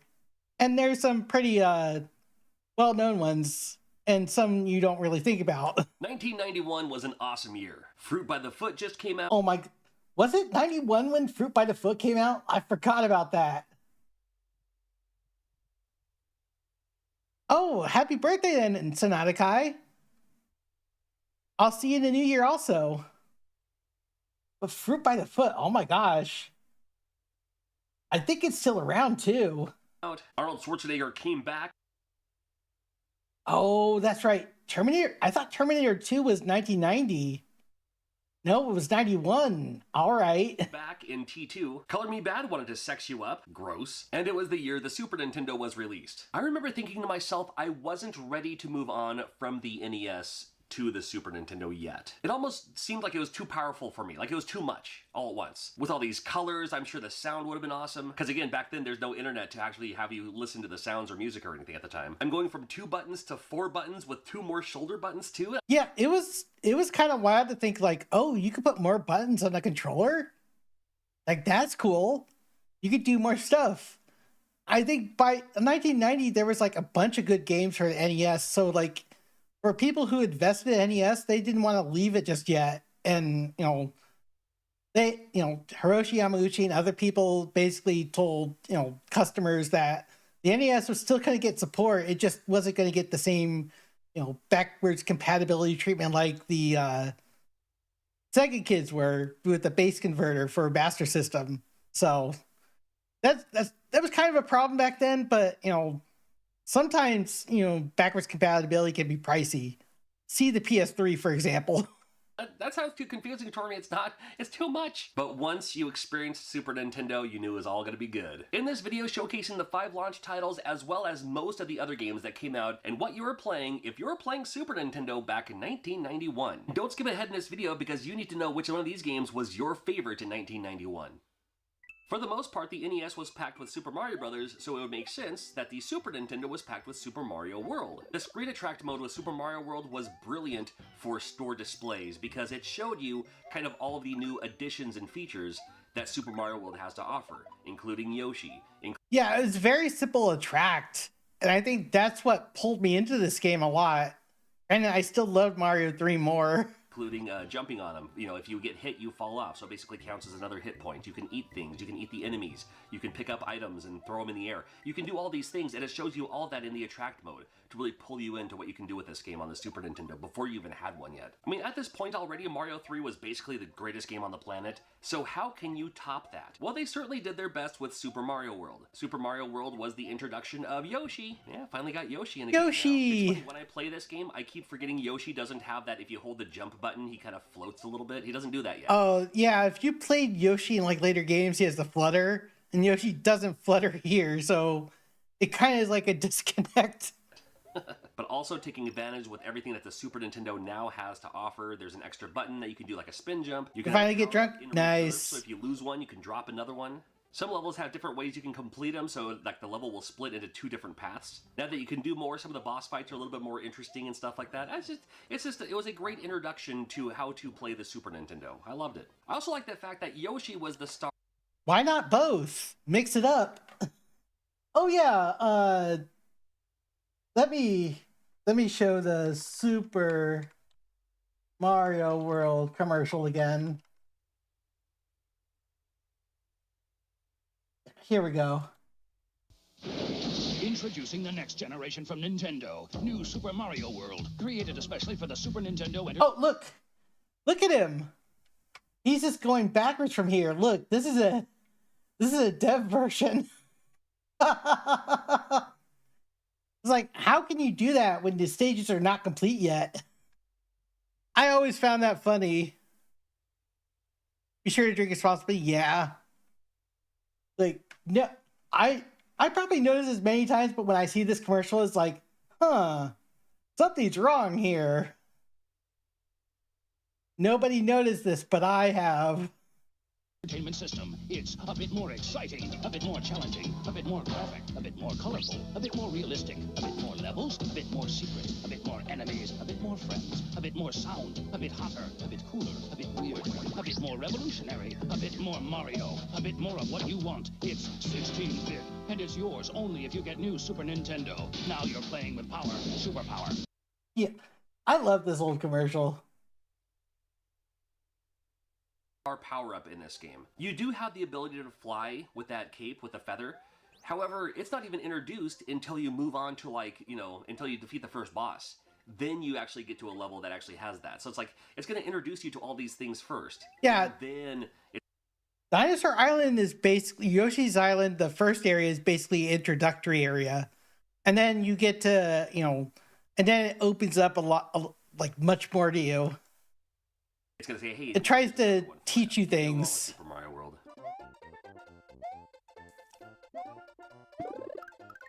Right from launch, introducing a couple of new IPs as well to Nintendo, including F-Zero. I have to assume, without doing any Googling research or Wikipedia or anything, that F stands for future. I don't know. I never bothered even looking it up. But F-Zero... Maybe fast? Fun racing game. It absolutely uses the Mode 7 because that's how you move. So you can feel yourself going super fast and going around corners, and just the whole area moves and pivots and all that. The walls are electrified, you take damage, no problem at all though. They have these little beam areas that you can get your health back. You get your little speed boosters as well, so you can kind of like speed through some of these track parts. Years before Initial D, it was teaching you how to drift around corners to get those better times and everything. I suck at racing games, I'm not very good at them, but I loved me some F-Zero, and I certainly played this a lot. And I mean, even the original one is still super fun to go back to and play some more. Huge fan of F-Zero, glad they included this. It's just fun. And that's not a problem. Sometimes that's how people, you know, find you. For me, people people come to me when I'm live mostly, which is cool, but, you know, hopefully when I put more stuff on YouTube, you know, people start watching more stuff. I need to work on that. Pilotwings was the other new IP, and the first time I played this, it felt a little bit like a tech demo. Like, not as much like a game. It's their version of Microsoft Flight Sim. Enjoying yourself, flying around, you know, landing on things, looking around, going through orbs. You're not really like destroying things. You're not tearing down buildings. You're not, and there are a couple of helicopter missions later that you can, you know, shoot bombs on the ground. But for the most part, you're just trying to get your pilot's license and all that. And you're like, what? Really? But the more I played this game, the more I fell in love with it. I really, really did. I love the cool kind of jazzy, Price is Right style showcase music that this game has. And again, looking at Nintendo Power photos, the pictures never did it justice on how things scrolled and moved towards you and everything. It just looked amazing for its time. I mean, yeah, you look at it now, you're like, you can see every, you know, pixel blown up. But it's like, at the time, it didn't matter, man. It was so good. You got the light plane, you got the rocket pack, the, you know, hang glider is always fun. The parachute was one of my favorites as well. Rocket Pack was certainly my favorite. And I also liked the fact that you had a chance at bonus stages where if you did certain criteria, you can earn some extra points, extra credit, if you will. It is possible to beat this game, play it all the way through, without ever flying the light plane if you focus solely on doing the bonus missions. It's possible. Pilotwings is still one of my favorite games of all time. I love it.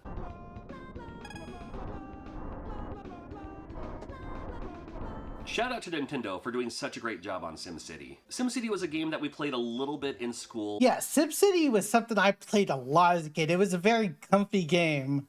And I didn't understand it at most, like, at least the mechanics sometimes, but I was able to, like, upgrade my cities a lot. But I kept on resetting them, too. But not really. I mean, it was available, I was familiar with it, but I never had a PC. I didn't get an at-home PC until like the mid to late 90s. But I certainly had heard of SimCity, and I was so happy to see this on the Super Nintendo, and it controlled so well, and it played so great, and they made a few changes to make it extra Nintendo-y for you as well. I don't need to talk a whole lot about SimCity. You basically just, you know, you build your town the best you can, and you have to listen to the people and raise taxes, lower taxes, you know, do whatever you can to appease them as the mayor of this small town. Or big town once you get to a certain part. My personal favorite part was using these scenarios, because then you can already have a big old town, you can modify it from there, and then these scenarios would happen like, well, instead of Godzilla, it's Bowser on this one coming through and causing kaiju attack. After him like that, I absolutely love SimCity. Still That's probably my first instance of a kaiju attack. How well do you think you can manage?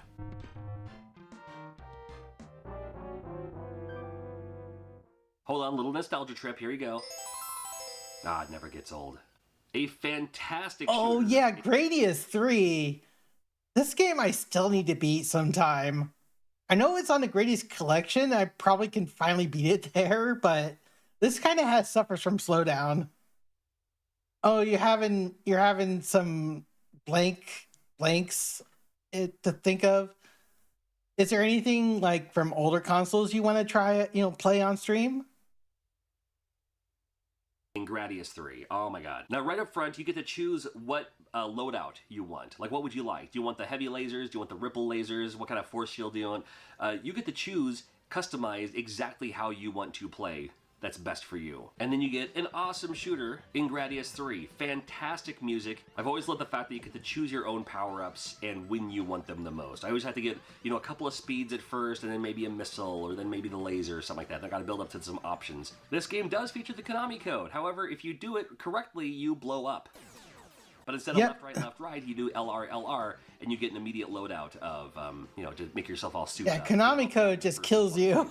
It was pretty graphic intensive for the time with all these moving sprites. You would feature some slowdown, which I didn't mind. Now I understand there's like a patch later on that you can actually patch it so there's no slowdown. But the slowdown helps me out because, hey, I can dodge bullets easier. Good news for me. Love me some Gradius 3.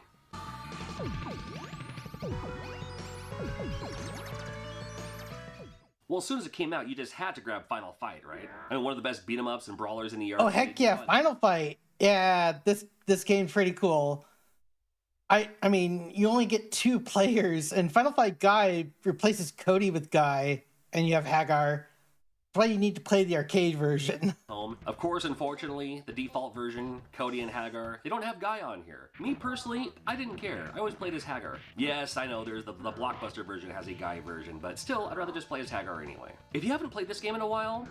Oh, if you want, try Pokemon Yellow, because that's kind of like the anime version for Gen 1. And, I mean, you get Pikachu, but you can get all 3 starters in it, too. So basically, you have your choice of who you want to main. It may not hold up as much as you thought it did. It's still good. It's a fine beat 'em up. It's just kind of limited. It's just kind of limited. You got your attacks. You can jump and attack, and you do have your evacuation maneuver where there's too many people ganging up on you.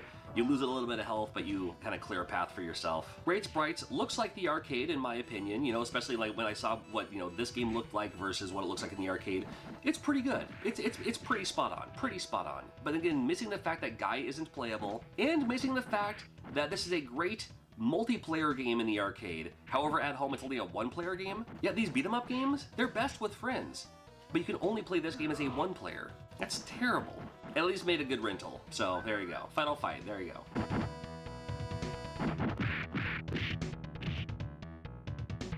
go. Probably the first RPG. Access to minigame. Oh, really? I thought you couldn't get Surf to Pikachu. Is there like some backwards way to do it? RPG to enter the US Super Nintendo is Draken. And Draken was very, very interesting for its time. It really hyped me up for what RPGs could be on the Super Nintendo. Now this game is clunky. This game is bulky. Yeah, this game is pretty like old-fashioned. It's more like an Amiga game that got ported, which doesn't always work too well. Hey Burley, welcome on in. Or use a game trick. Yeah. May not have the best graphics. The music's pretty cool, but when I first started walking around, and I was just like, oh, hey, this could work. I would love to see. Oh, it's not Happy New Year for me just yet. But I got a few more hours. I spent more time just walking around and fighting random enemies. And when it goes into the random battles, the enemies just kind of, it's AI style. They attack the way you want them to attack. But this game just brings back a ton of memories. Even just the skyline brings back memories for me playing this game. Of course, later on down the road, we've got the pseudo sequel in Dragon View. That was way, way better. But in the meantime, Draken was all we had for the time.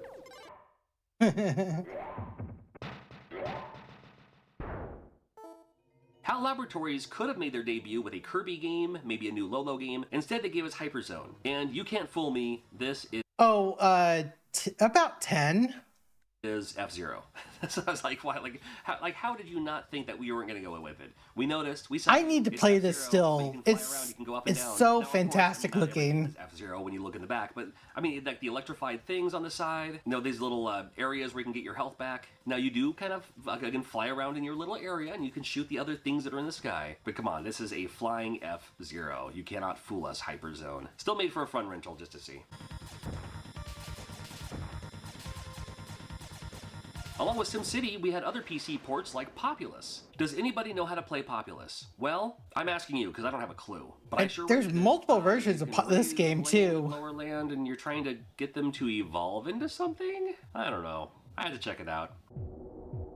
Yeah, it's just a very sim-like game. I think you just used the mouse. One of my favorite shooters of all time, and Super R-Type looked so good. I mean, I want to play this sometime. You know, same kind of idea, same with the ship. You can shoot your bullets, you can charge up, you can now do a double charge to shoot even more bullets. And like R-Type, still with the one hit. SNES era had a lot of like shmups. Super hard. I have literally, to this day, never made it past the first level of Super R-Type. It is too difficult for me. I'm not kidding. I gave up on this game long ago. One game I didn't give up on, though, was UN Squadron. Now this, probably one of the best shooters on the Super Nintendo of all time. Oh yeah, this is Area 88, for those who don't know about its original name. And yeah, I know people say that the arcade version's better, but the SNES game has a lot of charm to it. And it's cool that they made a console version. I actually ended up watching like the Area 88 anime that came out like in the later 90s, early 2000s. I mean, this is one of the best. UN Squadron, you may know it as Area 88, based on a manga anime, something like that. Have a couple of fighters you can choose from. You do have a health bar. That's good news for me. I like the fact that when you get shot, you have to kind of like, you know, pace yourself so you don't get shot again immediately. You just have to like, you know, find yourself so you can, you know, make it so you can save your health and all that. Gives you a couple options on the map of where you want to go, where you want to shoot. You can pick up items. You can purchase new ships, purchase new upgrades, purchase new weaponry and stuff like that. And it's not exactly bullet hell. You know what I mean? It's just like, it's not like, oh, this game's hard because there's a billion bullets on screen. No, it's just, it's a fun shooter and it looks great and it has that classic Capcom charm, which is, I think, what a lot of games are missing today. The bosses are usually pretty fun, too. Big fan of UN Squadron. I'll play this game all day, man. I'll hype this up forever. I should get around to playing this someday, too. Anyone else rent Ultraman just because it was another game on the shelf and ended up really loving it? I know I did. I mean, it looks pretty rudimentary, fundamental fighting game. It's basically like a versus against a kaiju. You can jump, you can chop. You can. I'm kind of surprised that they released this for Super Nintendo before playing this game, but knew nothing about Ultraman outside of the fact that, hey, it's a Super Nintendo game. Gotta check it out. The more you fight, the more you can build up your energy to do these kind of energy blasts. However, you need to reserve as much as you can because to defeat the enemy, you can't defeat them just by punching and kicking them. To defeat them, you have to do like your Super Omega Blast or whatever, and that will actually defeat the enemy, so you can move on to the next stage. Little Mode 7 effects in this one as well. Ultraman. Yeah, I love it. It's not great, but nostalgia-wise, I like this game. It's a basic tokusatsu action game. ActRaiser is in my top 5 favorite video games. Yeah, here's a highlight. ActRaiser. When I first played this game, it blew my mind of everything it could do. First of all, you got the awesome Mode 7, right? Gotta love that. You got the run and slash style. When I learned to play this, I had a blast with it. The music, 100% absolutely amazing. This was the game I was like, oh, you could do a lot with the Nintendo soundtrack on this. The Super Nintendo sound chip, man, you can do a lot with this one. Yeah, Yuzo Koshiro helped with the music. Hold on, let me... Yuzo Koshiro did music for Hirone for ActRaiser when she beat it. Like a variation.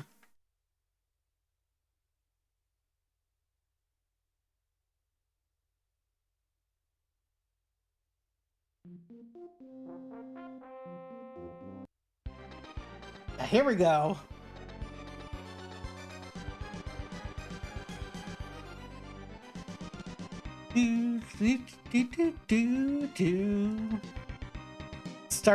Streets of Rage 2 also, yeah.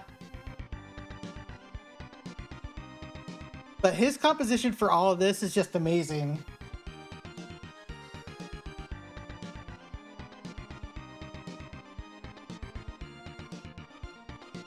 great, like, first stage intro music.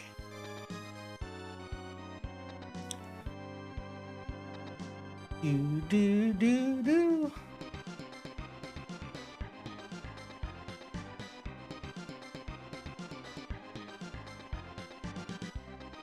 Do do do do do do do. I probably should play this after the new year. I need to. Be a fun, like, you know, thing to do for like a stream or something.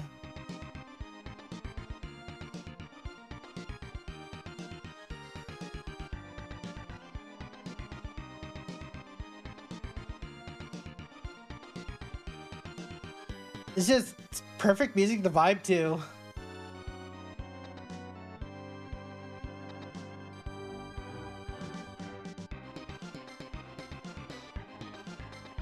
Like, yeah, the Sega Genesis had good stuff in 91 too, but that's like 2 years after it came out. Like, Sonic, sure, yeah.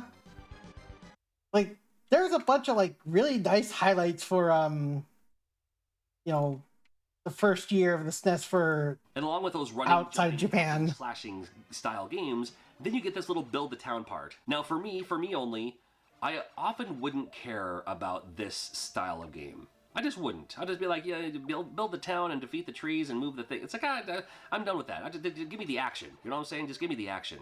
But they made this kind of fun, and they made this pretty fun. I mean, just, you know, it made it interesting. It kind of brought you along to the story as well. You know, like what's going on with the town, and somebody leaves, or, you know, these people are fighting, you gotta send them music. I mean, there's a lot of things happening with this, and, you know, you kind of play the role of God in a way, where, you know, when you get to a certain part, when not, well, they don't call it God here, but more people they call you the master. Destroy the old houses so they can build new houses. I mean, stuff like that make you those hard decisions for ActRaiser. But man, I love me some ActRaiser. Still love it today. There is the newer one that came out. It's okay, but I mean, the original is always gonna be the best. Yeah, also very chill town music too. Later on in 1991, we finally saw Final Fantasy II. Now, of course, by today's standards, we know it as Final Fantasy IV. But this was the second Final Fantasy to come out in the US. And oh, that Mode 7. Yeah, it was this Square's first game on the Super Nintendo. And they definitely had to, like, based on how much, you know, the capabilities were for going from console to console, like, you know, this is basically as good as they could get. Now, later on in the 90s, you know, they would get better and better with this, but oh my god, that sucked me in. You know, first RPG with like a, you know, like an overarching story so when Final Fantasy II that came out, you know you can understand. I saw what kind of storyline that was going on. Like you're actually playing the role of like a bad guy who's, you know, on the path to becoming a good guy or something. I mean, what a great idea. And then, like, you know, the fight scenes, the battle scenes, very similar, you know, same style, but just it looks better, looks cooler. The music, 100% amazing. I know I will note here that our version of Final Fantasy IV got like heavily kneecapped in terms of like, you know, what you could do in the game, because they wanted to make it easier for, you know, kids to get into, which, you know, they also did that with Final Fantasy Mystic Quest, and then decided, you know what, let's not go in that direction and just, you know, let them enjoy the game in full. I mean, it's nice because later on, like, the PS1 version of Final Fantasy IV was more like what it was, and then they had the advanced version and Pixel Remaster. So, and if you agree, let me know in the comments. I like Final Fantasy II more than Final Fantasy III, and it might be because it was my introduction to what a Final Fantasy game could be, like what an RPG could be on the Super Nintendo, and it basically was the measuring stick for all RPGs, for what became the RPG system on the Super Nintendo later on, for what we could see in advance.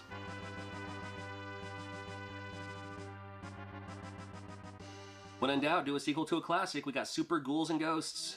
More the same. One of the hardest games on the system, too. That's one of the newer features. This one features the double jump, which is super awesome and will definitely come in handy. Also now on top, I want to beat this someday. The green armor, and the green armor is basically just like a weapon upgrade to whatever weapon you have. But it was still, I mean, it was just hard enough. Like you could get through this game if you really needed to. I mean, it's Ghosts and Goblins hard. You know what I'm saying? This one to me is easier than, like, let's say the first Ghosts and Goblins.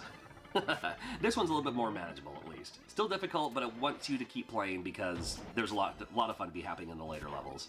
Great music, too.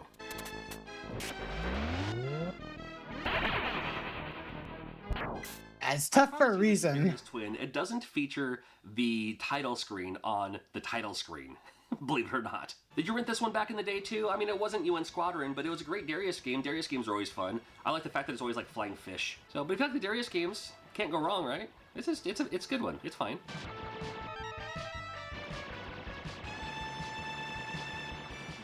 Also got D-Force, which is going to be more of your traditional vertical shooter. Maybe we're like a 1943 style. And 91 was more like the horizontal vertical space shooter or sky shooters. And shooting out more weaponry. That's the stronger you get along the way. This one made for a great rental just because, No, there is really still a big influence on like arcadey games.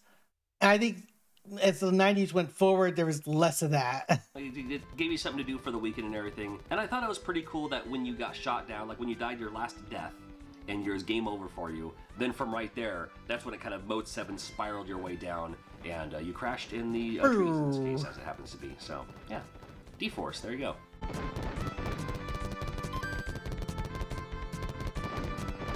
I could literally never stop talking about how much I love Lagoon. You see, before Legend of Zelda: Link to the Past, we had Lagoon. This was our Zelda. Oh no, it's Lagoon. It takes more, I think, examples from games like Ys than Zelda. Along with talking to townsfolk and getting the weapons and that whole idea. Your weapon upgrade system is very Ys-like, as you can see there. You also get your magic items later on as well. This is the very beginning of the game. And your sword isn't very long, but it is effective. And just because you run into an enemy doesn't mean you'll always take damage. Sometimes they won't damage you, you just end up pushing them out of the way. Again, very Ys-like. Muddy Waters Lagoon. You can stand still to build back your strength. Again, very Ys-like. The dungeons, just like any other game, can be very monotonous. You're just like, where is... It doesn't have the same feel as Ys either. And I think, I've heard people say that the Sharp 68,000 plays better. It's like this... this doesn't, the hit detection feels kind of weird. Was I going? Everything looks the same, but I had a ton of fun with this game. I played it through a few times. I've been replaying it on Twitch recently. Love me some Lagoon. I am not a CIB collector, and I have Lagoon CIB just because I love it that much. Has good music, though. Just before Christmas of 1991, we got a great gift in Super Castlevania 4. Now I gotta say up front, this is one of the least like other Castlevania games out there. And we're doing games like Castlevania 1, Castlevania 3, and then like in the future with Castlevania Bloodlines and all the other great Castlevania games we got later on. This one stands alone as if it's a Super Nintendo exclusive. Like they would actually build this just for the Super Nintendo without ever... this is Super Nintendo Castlevania. And hey, you know what? Why not? You can whip in multiple directions. I love the fact that you can like whip and then leave your chain out, like leave your whip out, so you can just kind of like, wiggle it around, I guess. With the new L and R buttons, your shoulder button is your special weapon, so you're not accidentally like throwing an axe sometimes like I used to do in some of the other Castlevania games. Great music. I've played through this some, but I need to get back to it. Familiar faces in Castlevania, like the skeletons, like the flying Medusa heads, so much more too. Fun times with the knockback kind of hurts it for me. You absolutely had to have this game for sure. Even the unique boss battles, the bosses were always kind of fun because you never knew what kind of boss you were going to get. Whenever I got these orbs flying down, because you can whip in multiple directions, I always try to catch the orb as I'm whipping downward because it looks kind of cool. Let's see if I can do it this time. Nope. All right. Anyway, Super Castlevania 4 is pretty awesome.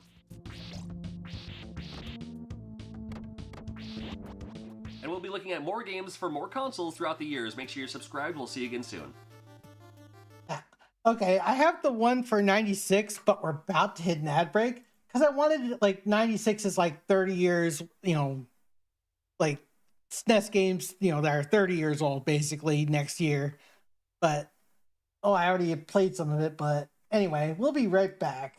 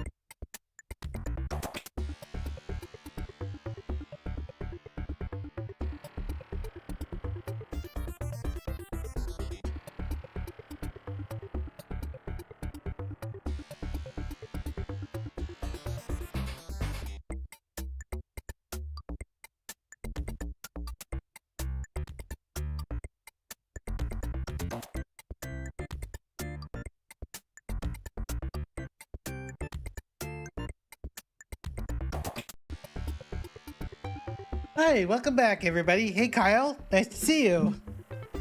I'm just doing some video yapping. Anyway, let's go. What were you? The best and worst SNES games of '96. There we go.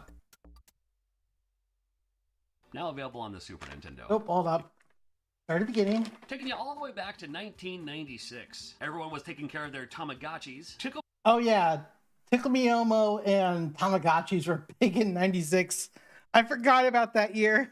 Tickle Me Elmo was the #1 toy for Christmas. And everyone was doing the Macarena. Oh, right. Macarena. That was a thing. 96 was also the year that Nintendo 64 came out later in the year. We were still really involved with Super Nintendo games, and there's a lot of great games that came out in 1996. There wasn't as many games though, only like less than 50 games came out for the Super Nintendo in 96, preparing for the launch of the Nintendo 64, but some amazing games came out that year. We're going to talk about a lot of them in this video. Quick favor, look at the subscribe button. Does it say to subscribe? I mean, if you've been watching these videos and I'm showing up on your homepage, that's YouTube yelling in your face to subscribe. Yeah, John Riggs is worth subscribing to. Subscribing is free, and also you can support the channel by checking out the stuff I sell in my shop, like my homebrews, my oddly specific air fresheners, like this one that smells like a high school cafeteria. It's kind of like fruit cocktail and fresh bread rolls and cheap cologne or something. I also wrote a book about breakfast cereal of the 80s and 90s. Again, all these things available in my shop. Check out a link in the description below. Starting off with Final Fight 3. Now, probably my favorite one. I mean, I'm most nostalgic for the first one, of course, but Final Fight 3 was fantastic. 4 characters you can choose from in this one. You do still have Hagar, and you have Guy. You have a couple of other ones, too. There was a dude that could, like, electroshock you. Like, one of his moves will shock. And there's another woman fighter, too. Always cool to have. And yeah, Dean was a weird character. Like, he could do the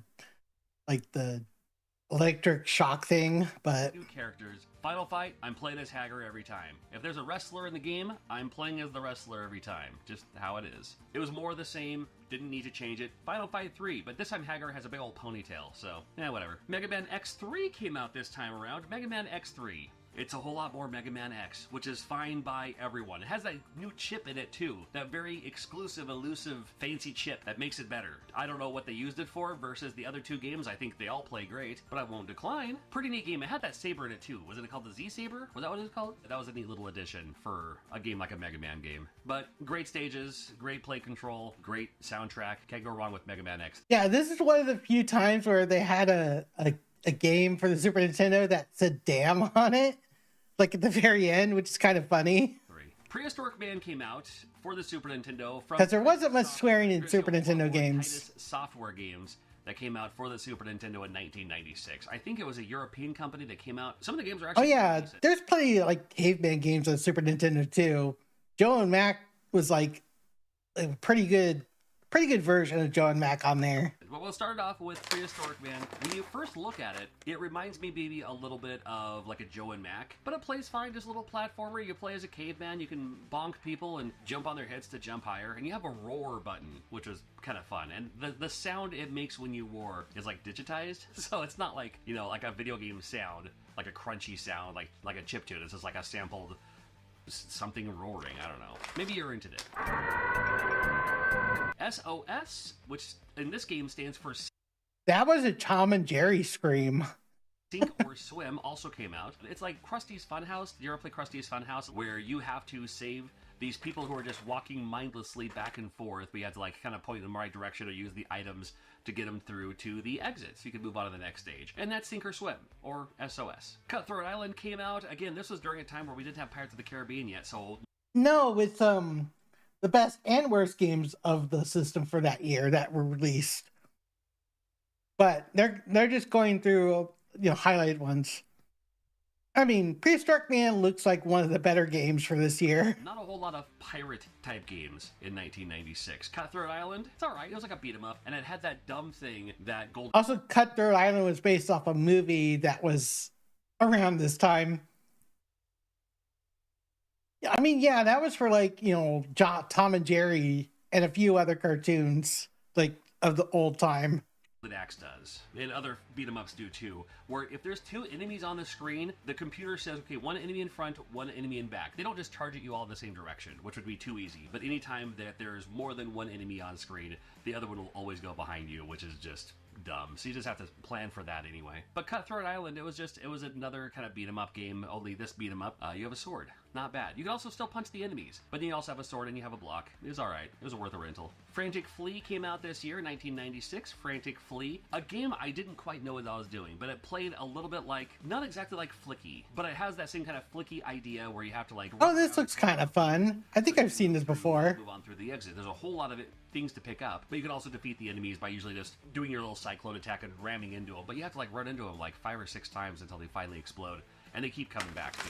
So Frantic Flea, I mean, is this one of those games that came out for the Super Nintendo? The Brainies was a puzzle-ish game. They could have put this on the NES, and if it was on the NES, it would have been one of those like odd-colored cartridges from like, not Wisdom Tree, but like a Color Dreams or something like that. Well, you have these different characters, and you have to put them on their color of... Yeah, it's a very interesting game. They will keep moving until they hit a wall, or until they hit an item or an object or a something. So you always have to keep that in mind and consider that when you're moving them around, because later on levels, you have to like, move one person a certain place, but don't put them in where you're supposed to go yet, because you need to have to make another person crash into them to block them from going any further, to move them into the space they're supposed to be. It was a puzzle game. It was Brainies. It was alright. Power Pigs of the Dark Age, a little bit like Aladdin for the Sega Genesis, if it wasn't as good. I don't think I heard about this game. It looks pretty goofy though. What? Power Pigs of the Dark Age. Was it a comic book? Was it a cartoon? I don't know if it was either of them. Maybe it was. But again, it's just another one of those games from Titus Software, another one from Titus. There's gonna be a few of them on this list. Interesting to see. One of the highlights in 96 is we got Super Mario RPG. And this was that notion where you're like, oh, hold on now. You're gonna have an RPG.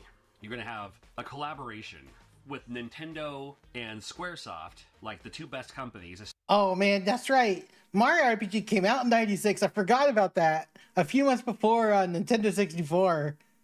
It's like, this is the first times that like, the concept of Mario in the RPG genre happened. And, this is like the collaboration with Squaresoft. This is like just before, Squaresoft decided to jump ship to Sony. Be like, hey, we'll work on Final Fantasy VII with you guys. And it's just like, it was a marvelously done game. Basically, made us understand like how action commands work. Because like, that's what you see a lot for stuff that nowadays, like Expedition 33 and that. Like action commands like started around here, become more well known. Especially for the Super Nintendo, especially for the time. You're going to have an RPG with Mario in the universe, and you can actually play as Bowser in this one. I thought that to me, that was one of the highlights, was the fact that Bowser was on your team to accomplish this quest. And it was a lot of people, maybe their first RPG experience, because maybe they were too afraid to get into RPG. I mean, the first time you participated with Bowser was in Mario Kart, where you can kart with Bowser. So when you started seeing Bowser work with Mario and stuff, you're basically go-karting with Bowser. RPGs or something, but they like Mario. A little bit on the easier side, but still a lot of fun. Like, it was a little bit on the easy side, you know what I mean? Around this time, you're not looking for a challenge, and maybe you are, and that's fine. But around this time, you're just like, you just want a fun experience. And if you can just kind of go through it and go through the motions and, still do a few things along the way to help you strategize on how to make it easier. This is a very good entry-level RPG also. At times, it could be very tough.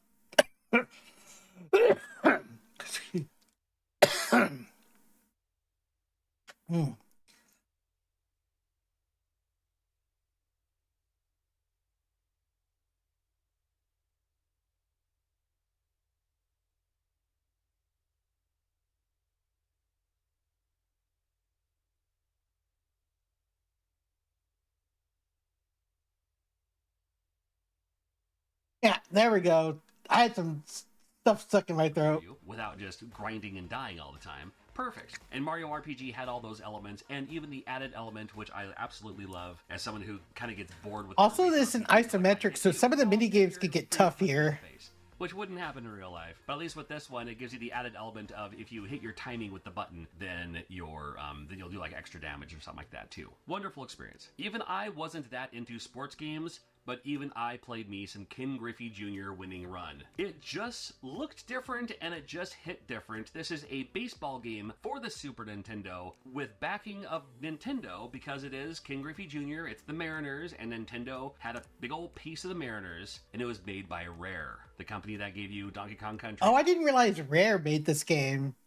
So Ken Griffey Jr. Winning Run was a Rare game that, was basically a Homer game since, the Mariners are like right in Nintendo's backyard. All that gave us a baseball game, and it just looked and felt better than a lot of other baseball games. And I'm okay with baseball games because I think they're pretty fun for the most part. And this one just felt cool, and it just looked cool. And it was Ken Griffey Jr. Can't go wrong. Especially 96 Ken Griffey Jr. Lufia 2, you talk about some role-playing experience. Not really on the difficult level, but holy moly, there's a whole lot of... Yeah, this game came out, I forget, like later in 96 or middle 96.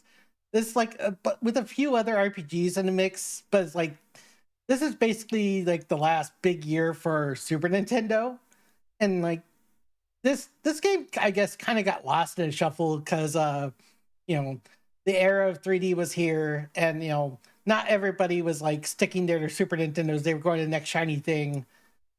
But Super Mario RPG and Lufia 2 in the same year is like pretty good.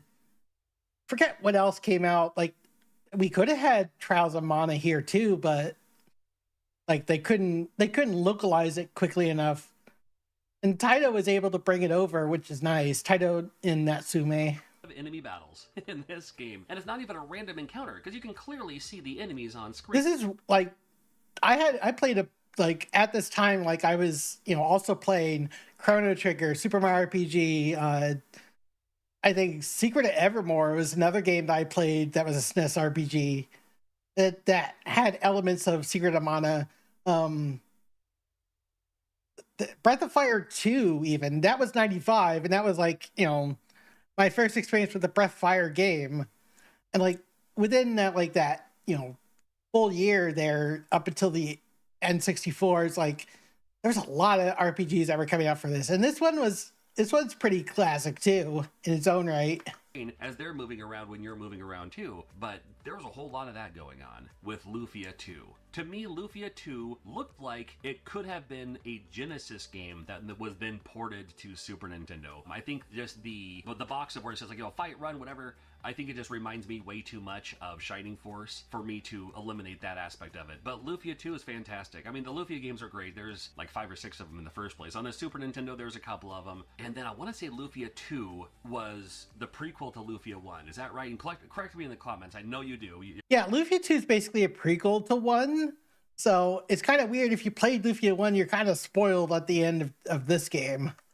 You're great at proving me wrong, and I love you for it every single time. Don't be afraid to reach out and say, hey, the Hadouken isn't in Mega Man X2, it's in Mega Man X1, for instance. Just as if that actually happened. Which happened a bunch in the previous video.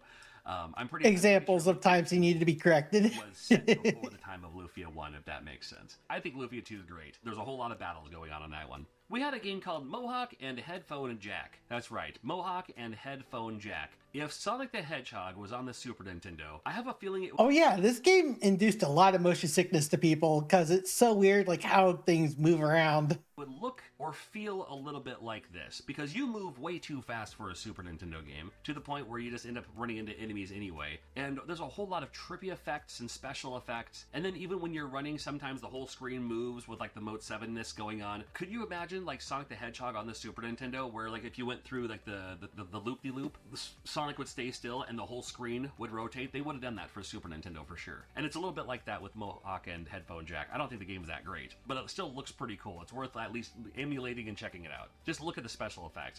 It's kind of trippy for the time. Tetris Attack was a cool game too. They've since re-released the... Oh yeah, Tetris Attack. I was addicted to this game when I was growing up. This game is cool. This as other styles or puzzles, and then it's on other platforms and stuff like that too. Tetris Attack, fun enough and easy enough, and it's a great puzzle game. It's a match 3. That's all it is. The tiles are falling, but they're falling upward. That makes sense. Like the tiles are already there, and it says, but you have to then flop the tiles around, and then either match 3 down or across, and it just keeps rising and rising and rising until you hit your whatever you're trying to, whatever the goal is. for that thing. I think it's a lot of fun. I still play it today. Kirby Superstar was amazing. I was a huge fan of the Kirby games, and then Kirby Superstar for the Super Nintendo, literally on the front of the box, was just like, you know, like 7 games. Man, I'm due for a Superstar replay. This was a childhood game for me too. I think it's 8 games to 1 or something like that. Because it has a traditional Kirby game, and the whole game could have been this one Kirby game. But then it has all these other little side games, like the Gourmet Race, like the Megaton Punch, where you have to, like, you know, split the Earth in half or split the world in half and stuff like that too. It made the abilities like, you know, much more like flexible. You can get a buddy along the way too. It has all these things going on for it. It was so cool to see, and it's still one of the best games on the Super Nintendo, in my opinion. Of all games, for some reason, Miss Pac-Man, and not like Super Miss Pac-Man, not like Miss Super Pac-Man, not like Miss Pac-Man Goes to Hollywood. Nothing. It was just arcadey Miss Pac-Man on the Super Nintendo. It was Miss Pac-Man. Power Rangers Zero Battle Racers. That's right. Power Rangers Zero Battle Racers. A little bit Mario Kart-ish, but this time it's a racing game. So instead of having the fighting games or the beat-em-ups like we've had for Power Rangers. I don't know who really asked for this, but it looks like it just borrows assets from Mario Kart way too much. In the past. Now we have Power Rangers Zero. You drive around a course, and you can use an item every once in a while if you'd like. It's Mario Kart-ish, not super great on the controls, but it's something, especially if you're a huge Power Rangers fan. Did you play Ultimate Mortal Kombat 3? This game features no less than a bazillion characters you can choose from. No, that's not probably that many. But there's like over 20 characters you can choose from in Ultimate Mortal Kombat 3. A lot. And it's more Mortal Kombat. Donkey Kong Country 3, this one featuring Dixie now. Before we had, Donkey Kong 21, Donkey Kong, Diddy Kong, good to go. Donkey Kong Country 2, they have Diddy Kong with Dixie. And now Dixie gets her own game along with the other guy, and it's more Donkey Kong Country. Yeah, nobody remembers Kiddy Kong. Trouble. Now available on the for good reason. If you like the Donkey Kong Country games, you won't love this one. We did have Marvel Superheroes War of the Gems. Marvel Superheroes War of the Gems came out in '96. And it was alright. It was another side-scrolling 2D beat-em-up. You get to choose which Marvel character you want to play as. Very Avengers-like, without calling it the Avengers. Because you can play as Captain America or Spider-Man. God, so much flashing in this too. Jeez. I'm going off memory now. Because it's Spider-Man, Iron Man, Captain America, Hulk, and then who was in that other upper corner? I want to say it was Hawkeye. It was Wolverine. How did I miss out on Wolverine? Okay, so that's why it's called Marvel and not Avengers. It's because Wolverine's in it. Hello. So on that note, it's ruined by X-Men. It plays okay, and the other enemies are other Marvel characters. So you kind of play it to see who else is going to be there. It was a great rental. Maui Mallard in Cold Shadow. You play the role of Maui Mallard, and the game is called Cold Shadow, if that makes sense. You're Donald Duck. But again, Disney, and Looney Tunes to an extent too, Disney is almost like the characters are Mickey Mouse, Donald Duck, Goofy, all these other characters, who are just themselves, and they're actors in these cartoons, in these movies. So Donald Duck plays the role of Maui Mallard in the role of Cold Shadow. And it's actually a very decent game. Games that are Disney games are usually pretty good, and the animation is through the roof. I love this game for the animation, and it plays okay too. It's fun and worth checking out, especially for the time. You ever play Casper for the Super Nintendo? This one was a little interesting. Casper, love the movie, and you play as Casper, but Christina Ricci's character is always kind of scared a little bit, so you have to Yeah, this is based on the mid-90s movie. I keep on forgetting about that. It's like, oh yeah, they made a Casper SNES game. Also, Natsume published it. Use these items and transform into things to... because they are part of serious fun. It just looks okay. It looks kind of cool. Could have been a better game or better experience, I think, personally, but it's there. Incantation, another Titus Software game. Good lord, a lot of Titus Software games. And this one especially looks like that kind of European style a little bit. But pretty decent game. Oh, this is cool. I don't think I remember seeing this before. Platformy, pick up items, but you still use your magic wand to cast spells on these on the things that you need to cast spells on. It's kind of a run and gun, but still cartoony, platformy. Pick up all the items that are floating around and everything. It's all right. And like how earlier we had Miss Pac-Man, just like the arcade version of Miss Pac-Man. At the end of the year for 1996, we had Mr. Do.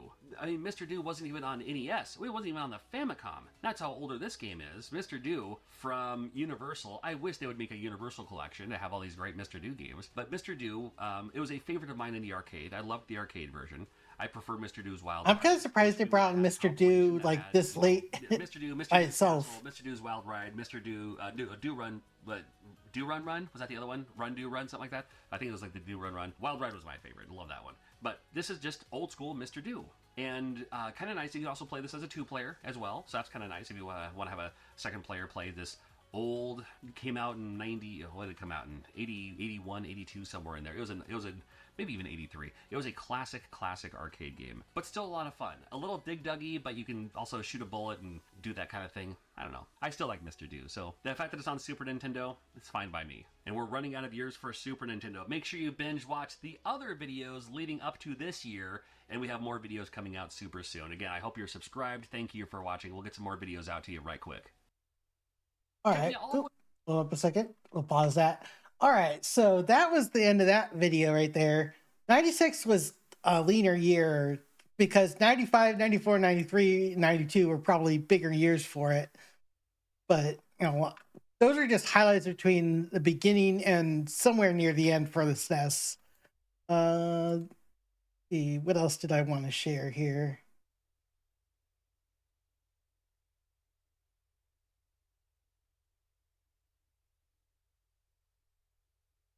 All right.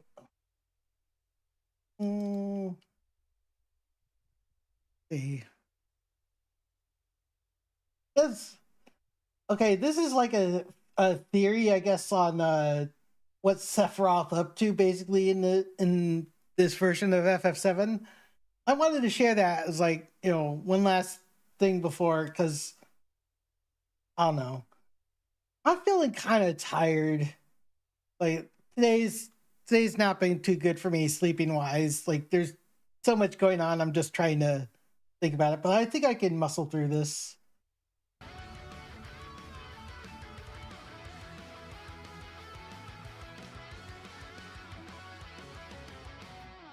There's a new FF7 video that I only saw a little bit of it, and I was like, oh, damn. This shit's real good. It dives into the intentions of Sephiroth, and while that has been briefly touched on in the subtext video and the other FF7 videos, it's been talked about a little bit. Brother, this one specifically goes into why is Sephiroth acting the way he does? What the hell are his intentions based on the evidence that we've seen so far? Like, why is he acting the way he does? Why does he show up as much as he does? Like, what's going on here? To the point where it's like, yeah, most of our conclusions are the evidence is scattered. It's a video that gathers all of that into one place. To be honest, I don't even know if this Sephiroth video we're gonna watch is much of a theory. And the video kind of explains that this could potentially get into spoiler territory, where it sort of hovers into the idea of like, what is Sephiroth's intentions? Why is he doing what he does? And that is the entire crux of the remake series, right? The entire point of the remake series is Sephiroth acting different, him not being the same person that he was back in the OG FF7. So great editing, good things, good moments, all this kind of stuff, with also like leaving open the ideas that, hey, we don't actually know this, we don't actually know that. That is being saved for the final game. Based on all the glaring evidence that the games have presented thus far, it's like, bro, it's right in front of us. Like, what do you want, dude? Just went up not that long ago. I'm not gonna review the entire thing. I want you to watch it yourself, but we'll get into like the spicy bits that sort of talk about this thing and go into kind of interesting details. And I don't want to watch the whole video. Yes, this is the thing. Let's fire this up at the beginning. This went up 4 days ago. I'm going to share the link with you guys if you want to watch it in full without me interjecting and pausing like crazy, which I am going to do. But I would highly recommend you check it out. It's very well edited. I did not see the entirety of it yet, so I'm curious to see where it goes. But already what it is proposing is quite good.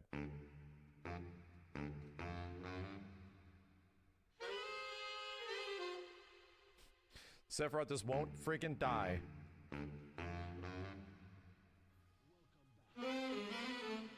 Never already remember this watching this trailer on the internet? I do.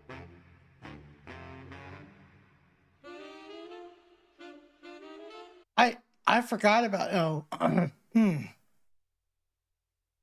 I forgot, yeah, that's when Advent Children came out or was being announced. It's like, they're finally giving attention to Final Fantasy VII again, huh? Like usually they just move on to the next project.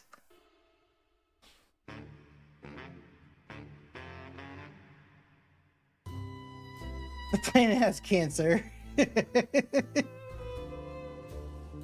Well, at least the fights were really amazing. Like, crazy good. Look at everyone kicking ass. I have no idea what actually happened in this movie. Seems like Sephiroth also been busy, judging by these three weirdos, and Cloud seems to be really into My Chemical Romance. But that was pretty cool. I'm glad we got him this time. Good work, Cloud. We also got Crisis Core, Dirge, an anime that's not actually canon, Thank and God. a mobile game that's actually a collective hallucination because no one's ever actually played it. Before Crisis. So, this happened. For they are coming back. At last, the promise has been made. And after a long, long wait, the time has finally come. We finally got the remake of the soundtrack with real orchestral arrangements. This CD is of so cool Nobuo looking, and then Uematsu's you realize hits who the like hell makes Tifa's CDs Theme. anymore? Yeah, it's 2025. Why are we having music CDs anymore? The battles begin. One-winged angel.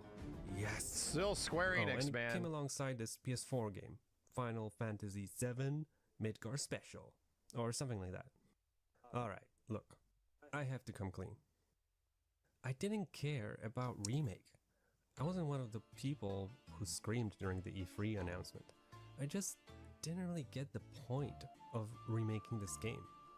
Modern graphics, action gameplay, it looked neat. Cloud has a lot more polygons for sure, but I was happy with the original FF7. I loved the art style, the battle system, the animations are really cool to this day. I didn't really see how we could improve on that. The remake kind of looked a bit bland, to be honest, especially the first gameplay trailer. I did give remake a go eventually, and well, you know how that turned out. That silver-haired villain who I found so cool, who used to be so mysterious, couldn't you just keep him mysterious? Now he won't stop yapping cryptic stuff at everyone. What happened to you, Sephiroth? Relegated to selling noodles?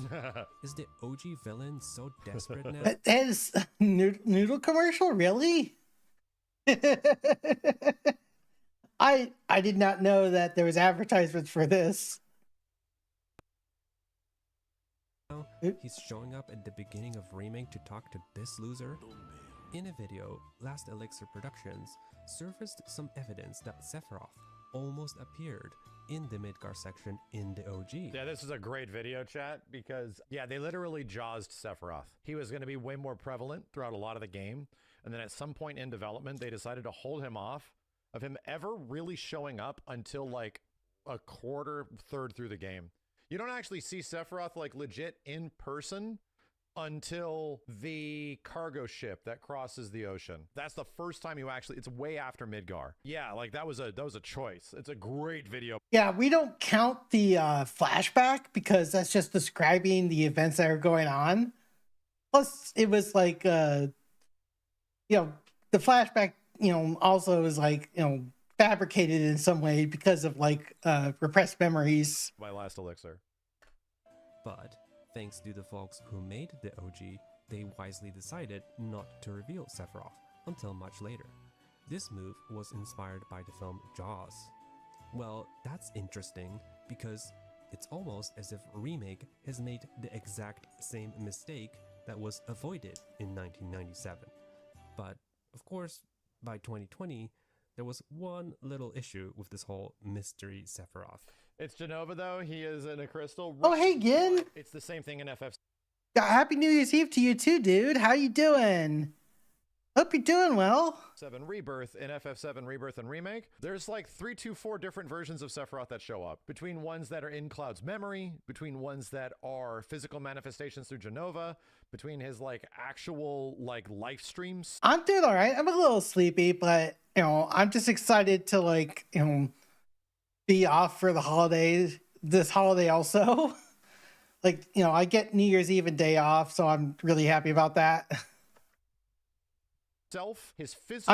I'm just reacting to some retro and like some videos that talk about FF7. like this is the last one I wanted to like react to a little bit, because there's some good talk about like, you know, some possibilities that like that, you know, things that the creators had planned out or like, you know, kept, you know, as like notes for like, you know, why do they show like Sephiroth the way they do and stuff.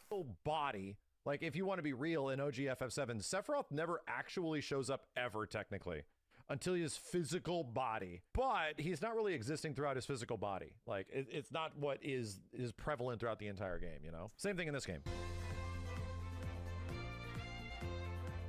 And this is ultimately the reason. And I felt the same way as I was playing it, why Sephiroth was showing up so much. Because you just know. Did Sephiroth do this? Yes, I put a shopping cart on a pole. Know everything about him. Yeah. Sephiroth may have been mysterious in 1997, but after 23 years, not so much. It's why we talk a lot about Jaws, but not really about Jaws 2 or 3. You cannot just Oh man, the fresher meter did not stay fresh for long after the sequels came out. Keep the same story and hope it will hit the same way. The developers had to recontextualize Sephiroth, a villain who now exists in the minds of so many, made its way right into the beginning of Remake to make a statement instead. Two questions still come up. How did he come back, and why did he come back? Is it bad? Okay. I'm confused how his first comeback in 1997 worked. It's important to understand how he reappeared during the events of OG to understand Advent Children and Remake. I sometimes hear that, oh, they couldn't fully explore all elements of Sephiroth's story in OG because of technological limitations. You are right about that. Sometimes the critics get it wrong, and you know, like the general viewers enjoy it more. Well, let me present to you Sephiroth's full story using 1997's cutting-edge technology. See, Squaresoft wasn't the only company making bold technological choices at the time. A little company called IBM. Why did they remove all the blood? That's a great question. Why did they remove the blood in some of like the Genova sequences? Because they kept the gore in other areas, especially in the remake series. They keep like the gore and violence. ESRB is one thing, but they traded off for like a lot of cursing, and they traded off for other stuff. It's funny. Oh, I hope you enjoy the mixed drink, Blaze. Sounds really tasty. You know, I'm not as much of a drinker as others. This visceral ass scene where Cloud is cutting motherfuckers in half, but you just don't see him impaling and cutting them in half. It's implied. You just see him covered in blood, and it's like, shit. Seeing Cloud being as violent as he was almost like way more disturbing than like some alien blood on the ground. I was like, kind of like, damn, dude. Like they're actually making us really try to not like this guy here. At least this bad boy. The ThinkPad 600 series was introduced with a 200 MHz Pentium MMX CPU. That's right, Yuffie. 64 megabytes of upgradable RAM and a CD-ROM drive, which... Whoa! CD-ROM drive? Man. Like, takes me back. Thanks to the Ultra Slim Bay technology, was completely removable and could be swapped for a second battery. Oh, that's wild. That's almost 2 hours of extra battery life to play the best game ever ported to the PC. That's right, he got a PC port later on, didn't it? This? Let's mosey.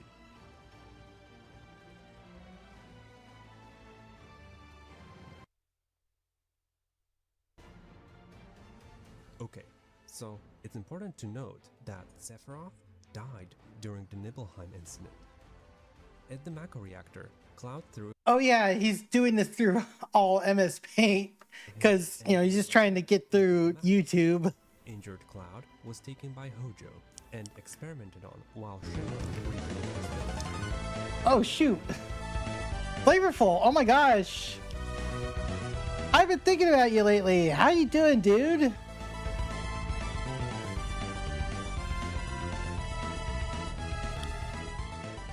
Hey, long time no see. Yeah, I'm guessing you had a hiatus.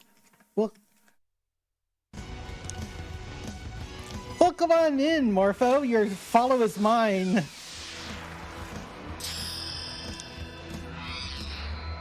A Note Heart. I've seen some people play a Note Heart. Also enjoy Ruby Sphere's Mega Man. Oh, Codit Pathos, I know you. I've seen you in other chats. Well, come on in. Last 9 months, every day. Okay, I probably have missed that then. I've been going through by a lot of stuff. Fine by me. Also, I gotta share my Wiggly.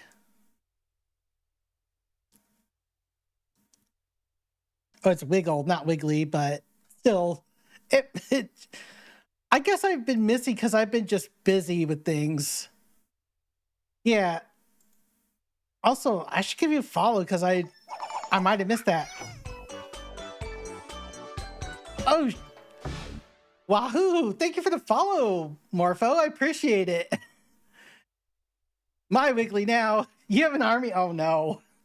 I have Wiggly collectors. By the way, I'm fellow 90s retro media VTuber. I talk about old stuff and play old games.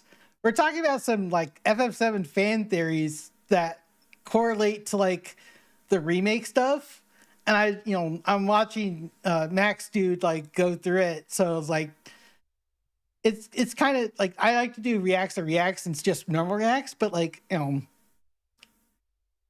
boy, we hit 50 cents of the goal. Nice. I appreciate it. Yeah, so I appreciate it. I was like, dang. But yeah, I need to catch up with you, Flavor. It's like, it has been a bit. Like, a lot of stuff has been happening to me. Like, my work schedule's been all screwed up, too. That Sephiroth resisted dissolving into the live stream, and his body ended up at the northern crater. And Sephiroth's will, or his spirit, yeah, it's been one of those years. Yeah, I've been doing better.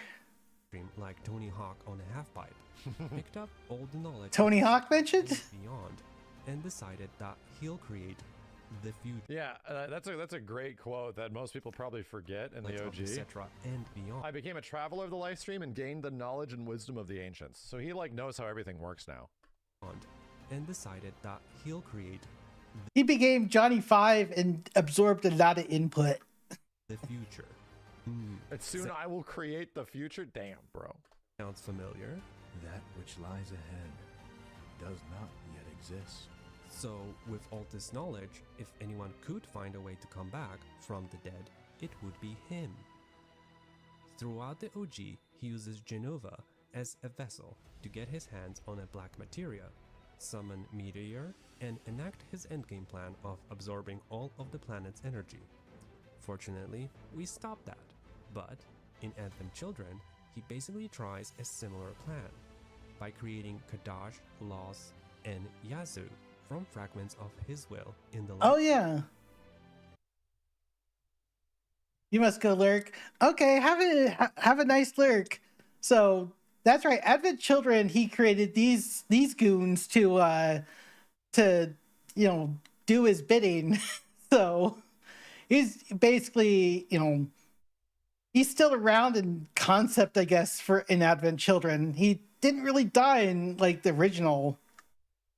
Kadash eventually merges with Jenova, allowing Sephiroth to come back for a second time. We beat him up again, but there's a problem. We haven't fully erased him. Sephiroth's He never will dies. is still out there.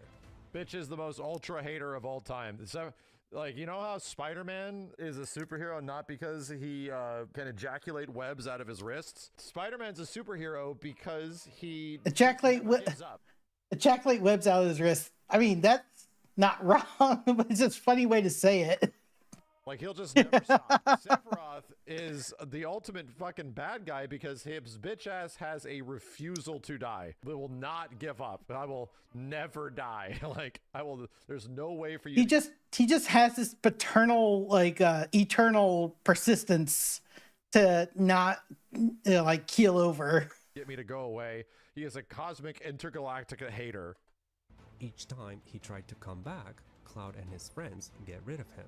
So, what do you do if you tried the same plan twice? You change your plan. What if you use the live stream to come back to a moment in time where Cloud isn't able to defeat I like that. He just winds around the clock to indicate like he's going back in time.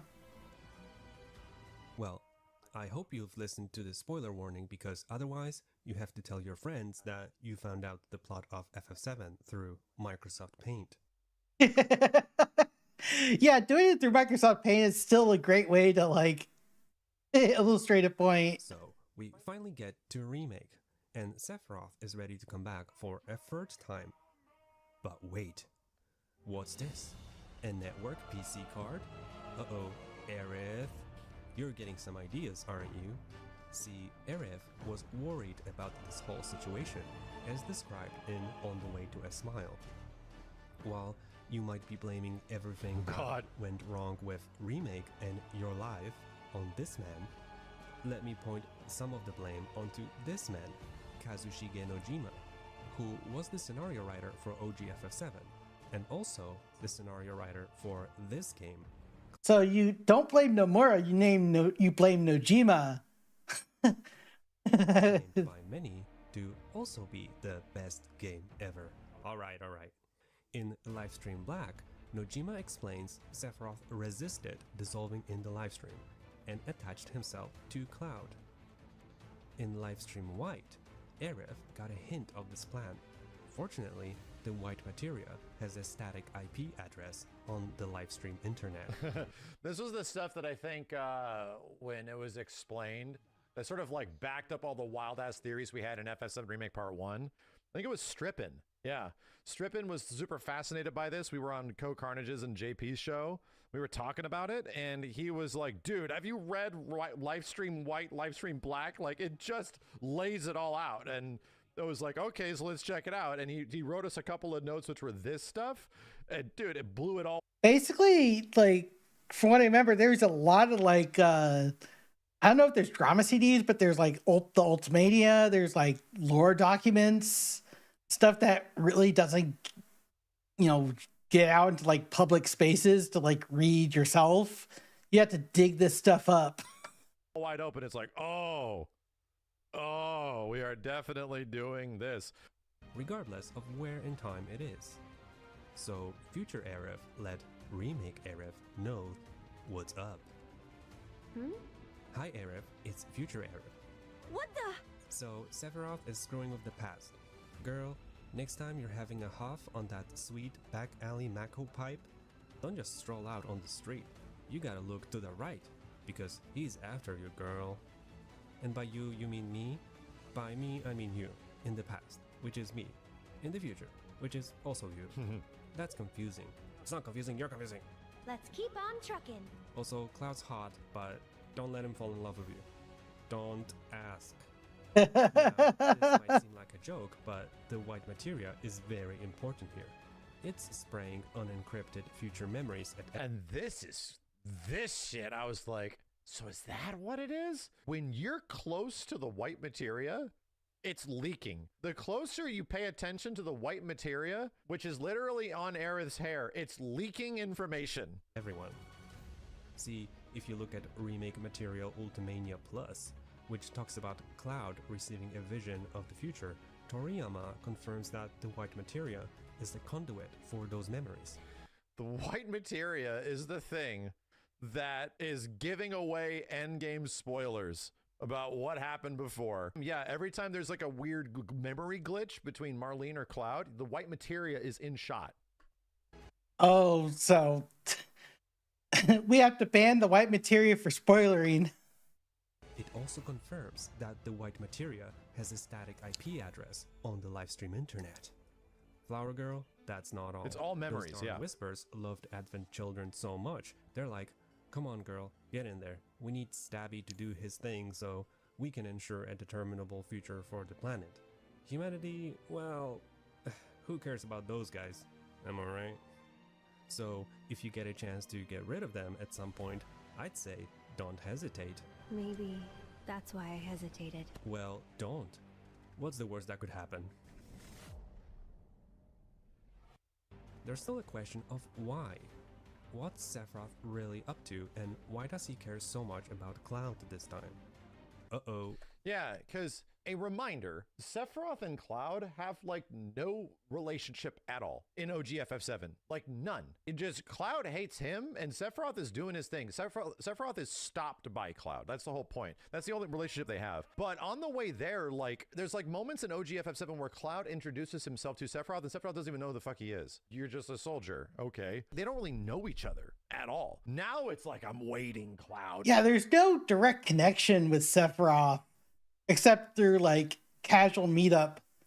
Like even in the flashback, like Cloud is nothing to him, and he only gets attention when like he gets in Sephiroth's way and just tosses him in the live stream. So yeah, it's kind of something to think about. Now, like, Cloud's the one that stopped my ass before, so oh shit. I can hear you typing already. You idiot. It wasn't Sephiroth, it was actually Jenova all along, using Sephiroth's image. Well, first of all, Be nice. I do enjoy reading all of your counterpoints. You might be onto something.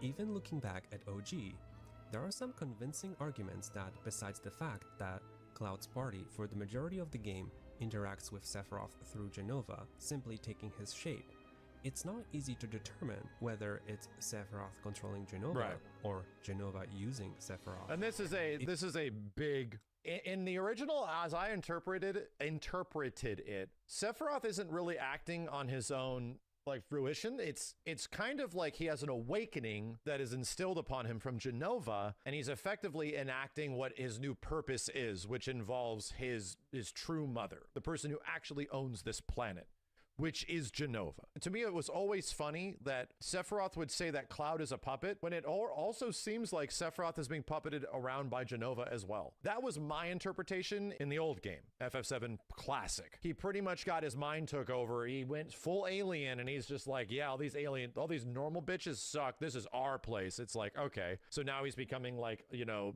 benevolent space cancer Jesus. If you recall episode 2 of How I Dropped Your Mother, Jenova Life, the dialogue box calling Cloud a puppet after Aerith's death is even labeled Jenova. As I said earlier, that is how Sephiroth appears throughout the majority of the game, but who is really at the steering wheel? For Remake, the devs clarified some of this in the Ultimania, giving us a handy breakdown of Sephiroth's appearances. All the different versions. This still, in my view, doesn't definitively answer who is in charge. However, the final form of Sephiroth is described as a being who isn't a black-cloaked man and is recognized as Sephiroth by people other than Cloud. It's also stated that Sephiroth refers to himself in this scene using the Japanese first-person pronoun ore, just like he did prior to meeting Jenova 5 years ago. Ordinarily, he uses watashi. To further the mystery, Ultimania states that this final form of Sephiroth cannot be guessed, even by those with the knowledge of OG. Straight up. Even this version of Sephiroth, you have no clue what he is, even if you played the original. Oh, so it literally is a fucking sequel. That being addressed in the Ultimania directly is like, oh, wow. Well, shit. If you just want to put it that way, okay then. This is something completely different than the original game. All right. Feels like. Yeah, that just blows my mind to think about. It's like, oh, there's multiple Sephiroths, even like not just the third one. There's a fourth and a fifth. The developers are trying to draw a clear line this time, which would make sense if you're trying to redefine this villain. Looking at the events before the Nibelheim incident, it seems clear that we're interacting with a Sephiroth who is authentically human. This landscape. Huh? I could swear I've seen it before. You okay? Was he himself, though? There's an interesting thing that we've seen in Ever Crisis, a mobile game which features a story called First Soldier, which gave us young Sephiroth, the most human version of Sephiroth we've seen thus far. This story is important because Nojima himself was the scenario supervisor, making sure that it fits into the canon of the remake trilogy. It's directly tied to remake in-game with the presence of a Beagle stamp. One scene in particular got everyone thinking. Yeah, it did. Whoa. Sephiroth starts getting Jenova headaches, just like Cloud, yeah. Was that a Jenova headache? Yeah. Like the one Cloud gets when he's about to do something dumb? Suddenly, this see here, I'm very happy with this, right?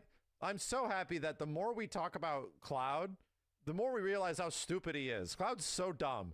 Like, everyone's out there helping him. Everyone's trying their best to give him everything that he can possibly need to not screw up, and he'll always screw it up.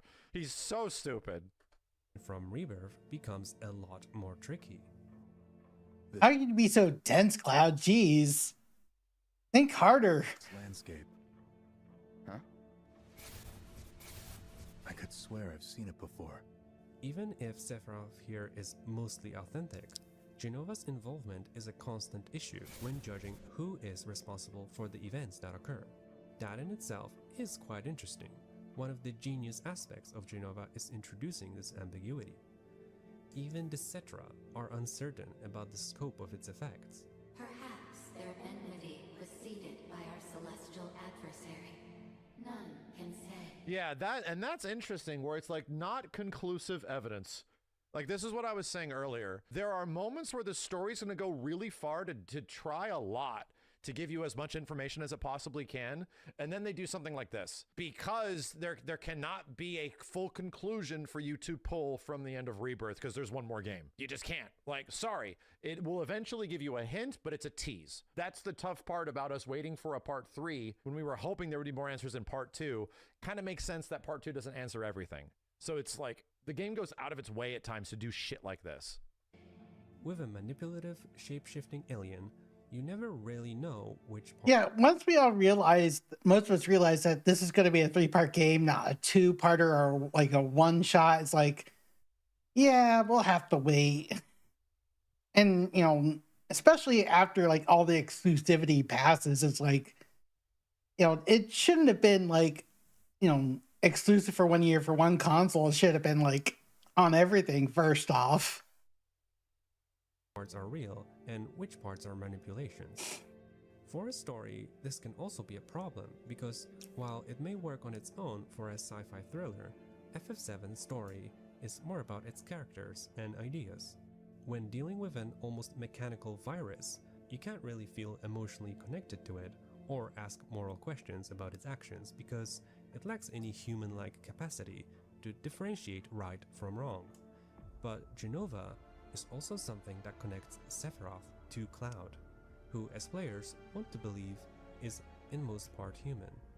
Physically, Cloud is the most biologically equivalent person to Cowgirl Tifa. Cowgirl Tifa's aesthetic, especially like during her younger years, you know, in Nibelheim.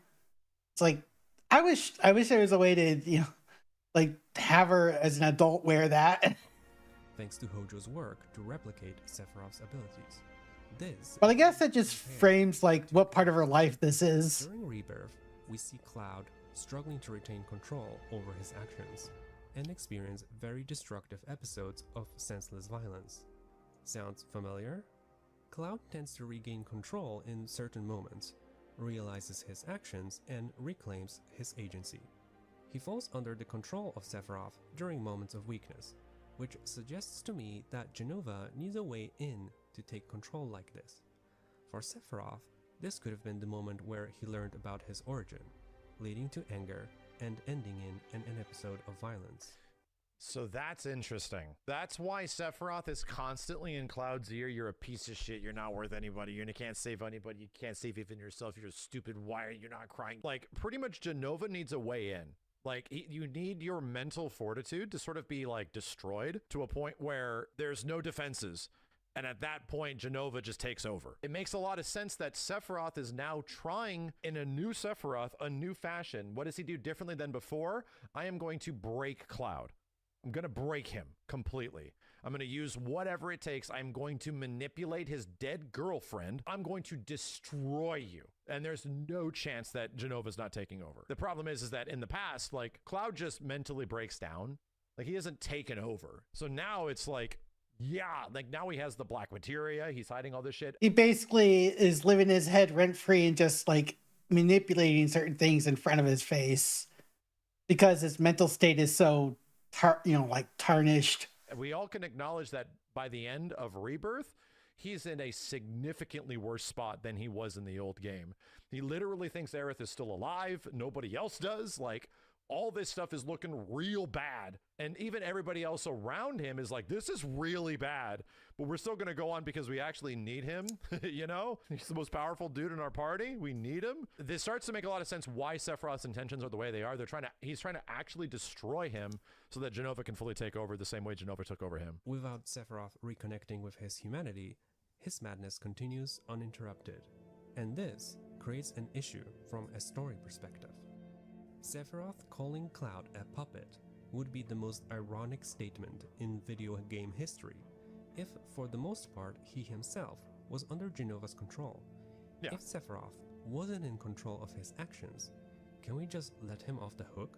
Maybe there's even a path to redemption. The key to that question may be hiding in other changes made in the remake trilogy. Everything changes quickly, and along came Rebirth. This time, I felt more compelled to play the game. I wanted to see the open world and see what changing fate could really mean. To my surprise, I felt more engaged too. Rebirth presented me with many memorable moments and locations from the OG, but at almost every turn, something was changed. Some moments were pretty exact reenactments, but many were almost completely changed. One of the more controversial changes was around Dyne. Barrett's backstory seemed completely flipped on its head. Dyne seems to die protecting Barrett instead of just taking his own life.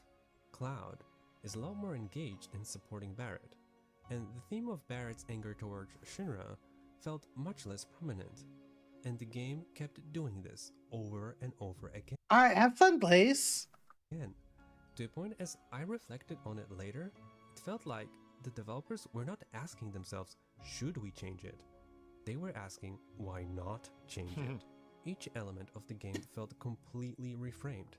This was reaffirmed to me later by an interview which circulated online that the developers even considered a drastically different reactor design. I remember this shit. I honestly wasn't sure what to think about it. Is this whole series a joke? I think this is fake. I kept thinking about the game. I replayed Remake to refresh my memory and started considering how small changes in Remake Part 1 affected how we see the story and its characters. One example that really bothered me initially in Remake was how the Water Tower Promise scene was reshuffled. But thinking about this change with a more open mind, I started to notice things. If Cloud remembered the promise on his own, this reaffirms that he is still quite engaged with his past memories. In the original, Tifa brings it up first. Cloud doesn't remember this shit. Like, that's such a good point. Cloud doesn't remember this in OG FF7. Tifa explains it to him. And he's like, hey, you stupid shit, remember that thing? He's like, oh yeah, that's right, duh. In FF7 Remake, Cloud's the one that remembers it. He has a distinct memory of this shit. So that kind of changes the complete agency of the character. Kind of changes like what he's going. Hey Bo, it's nice to see you. How you doing? He's still mess up mentally, but he's still holding on to shit. Happy New Year's Eve. As her testing Cloud, which is a cool thing to consider too, if she had doubts about his identity. But in Remake, she approaches it differently. The promise later resurfaces in a conversation Cloud has with Tifa, which seems pretty benign at first, but actually illustrates a lot about the character. I'm not going to stream like all afternoon. I wanted to go do certain things before the clock strikes midnight. And Tifa, but so that's why I started earlier today. Identifies this promise as something a bit naive and childish in hindsight. Can't say this is quite what I had in mind when I put that on you way back when. While Cloud could have brought it up. Day's going fine. I don't think I got good sleep though, but I was just like, excited to do the stuff I want to do throughout the next 2 days. So it's like, it's understandable. A little sentimental tidbit. I think he seems to take it a lot more seriously than she does. Yeah, like and now since Cloud tells her about that, it kind of connects the characters even more than they were before, to the point where it's like Cloud and Tifa seem pretty connected throughout this story. Like one of the first flashbacks that Cloud has in this game straight up is remembering Tifa. Like at the very first reactor, like going into the reactor type of stuff at the very first mission, he has the memory of him growing up with Tifa and like all that kind of shit. While that isn't like that in the old like game. A lot of new information that OG players would learn about Cloud here. I've continually started to find myself rethinking the story and its characters. Later, when I revisited the Dyne segment, same thing occurred. Cloud and Baird's dynamic seems to be completely different. That led me back to thinking about Sephiroth and changes made to his character. A lot of Sephiroth's behavior really didn't click for me. Of course, if the story is really about him remaking the world, it would make sense to show him earlier in the game, to let him make a statement. Since he seems to want something from Cloud, it also makes sense that he's a lot more direct with him. But many of his actions just didn't really add up. If he knows how this story has ended before, he should know that Cloud won't fall for it that easily. Him taunting Cloud for being a puppet just fell a bit flat for me, almost out of place, as if he's trying to throw as many insults at him as possible. Is the new Sephiroth also a moron? It's like, why is he insulting him? What, like, is there a purpose to this? Is the new Sephiroth also dumb? Is he as dumb as Cloud? Is he also a moron? It's so funny. Yet again, a potential hint to understanding what Sephiroth is actually up to comes from Ever Crisis. Yep. The cutscene showing Rosen being killed by Sephiroth, which itself is a recollection of that moment, later transitions into a scene of Sephiroth deep in thought at the edge of creation. This can be read as a direct link between Sephiroth's human experience before Nibelheim and who he is at the edge of creation. Rosen is an interesting character because his people practically worship the cycle of life and the planet. If he wasn't stuck on that island, planetology leaflets in the there's a few pieces of Final Fantasy VII like extended universe that don't get much attention. So the only way to show this is like having footage of it. So because people are not going to be able to consume it as much. So there's stuff out there that people are not aware of, and only people that do have actually handling of it will show it on their videos. Like, I don't think I've seen much of Ever Crisis or Before Crisis, or there's Crisis Core stuff. There's plenty of that, of course. Midgar slums. It also puts his people in direct opposition to Shinra. Also, we're about to hit an ad break anyway, so I will put us on. Be right back. So hold up, we got 30 more minutes left of this.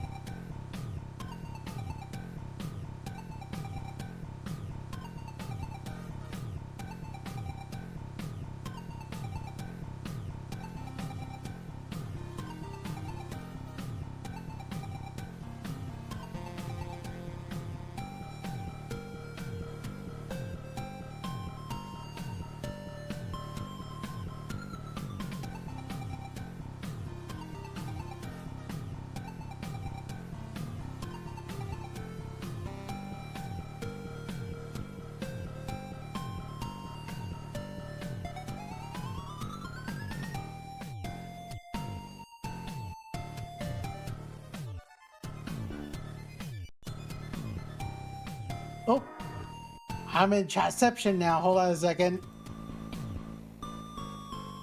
Let's fix this. There we go. Anyway, back to our video here. Mako in that area. When Sephiroth confronts him, Rosen gives him an ultimatum. He can either kill him or put his friends in danger. Sephiroth's plea for a third way to help Rosen is rejected. In this decision hides a philosophical ultimatum for Sephiroth, because he wants to save Rosen, but Sephiroth is loyal to Shinra. Rosen is loyal to his faith in the livestream. There's no way to satisfy all sides. This is one hell of an FF7 style trolley problem. This ultimatum is pivotal to Sephiroth's future because it exposes his desire to genuinely save people and to be a hero. But as he knows already, people's perceptions of him as a hero are actually false. He cannot save anyone he wants because he's not truly free, as long as he's in the shackles of Shinra or of Hojo, Genova, and even of the livestream. Yeah, dude. And this was the thing that after the Ever Crisis scene came out, like over a year ago, it was almost a year and a half ago now, literally is followed up with a shot of FF7 Remake Sephiroth, right? The one at the edge of creation. As soon as that happened, it was like, wait, what? Wait, hold on. You start putting all these together and you start realizing Sephiroth's always being controlled by Hojo. He's being controlled by like his perception. The perception of him in the public. He's being controlled by Genova. Like he's always being told what to do or something like that. He's always like being pushed around and turned into something that he doesn't actually want. And he says that in several times in Ever Crisis that like, it's not my choice to be this way. So it's both by malicious and non-malicious like elements. It's kind of wild when you think about it. It's like he's stuck between a rock and a hard place.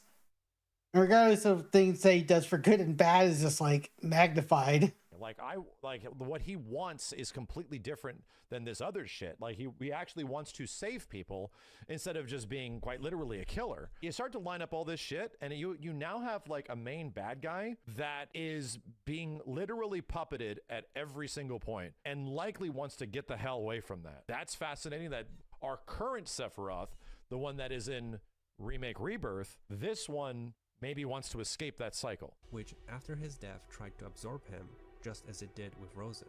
If this struggle has driven Sephiroth and his thirst for power, we might get a clue as to how that may relate to Cloud, and why Sephiroth might be executing a carefully crafted plan. Because Sephiroth wants to save people, doesn't that make him good? Sure. Yeah, he does want to save people. But he also wants to eliminate death. He wants to save people by breaking the cruel cycle of the planet. He sees the cycle of the planet as potentially being cruelty. He does not like it. He does not like the idea of you having to lose people. He is completely morally compromised. He wants to change he has a twisted logic that wants to change everything, you know? This is where our theories are currently going. That he just doesn't want, he hates the way the planet works. He hates the way the live stream works. He has a deep understanding of why it works the way it does. He has a logic to it, you know? But it's messed up because it's the complete antithesis of what Aerith is. It's the opposite of what the entire cycle of life is in FF7, you know? As I've mentioned previously, Cloud is actually a cycle of life. Behind Sephiroth. Sephiroth knows this now. He also knows that Cloud defeated him in battle twice. What if this time, Sephiroth, instead of confronting Cloud in battle, wants to show Cloud what he himself has realized throughout his career as soldier? Our beloved planet is dying. Cloud, just like Sephiroth, is shackled to the rules of the livestream.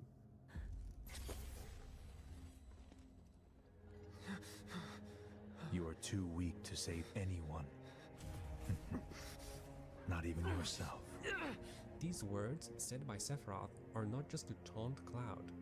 I think this is what Sephiroth believes about himself as a prisoner of the livestream. For you are but a puppet. My puppet. The most common connection made to the meaning of puppet in the story is the control of Cloud by Sephiroth and the control by Genova, which in case of Sephiroth also applies to himself. He is also a puppet of Genova. Your friend died in your arms. And you didn't shed a tear. Slowly but surely, Sephiroth also picks away at the connections Cloud is building to his world and tries to expose that they both had to give up on their friends and are on the exact same boat. They both want to be heroes, but by their own definitions, they both have failed in this goal. So the whole purpose of Sephiroth engaging Cloud throughout the story could be to put Cloud on the same path as himself. So that's, yeah, is Sephiroth projecting? He 100% is, because he's trying to get Cloud to go through the same shit he did. That's why he's treating Cloud so differently throughout this game, because the same Cloud that took him out is just going to take him out again. His approach is different. He's going to mentally break him. He's going to turn him into a Jehovah's Witness. So literally. That's interesting that the parallel between these characters is so close. Like what Cloud is going through and what Sephiroth has gone through are almost nearly identical. Oh, Cloud. I thought you might finally understand.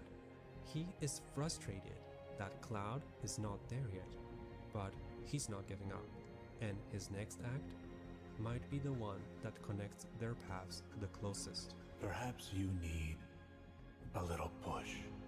His final act is to show Cloud that he is also a prisoner of death, and the cycle of life is an endless cycle of suffering. Aerith, wake up. But Cloud is so dumb. He does all this shit and pretty much like reaffirms the fact that no, she's dying no matter what, dude. You can't save her. But Cloud is such a stupid idiot that he literally imagines her ass being alive again.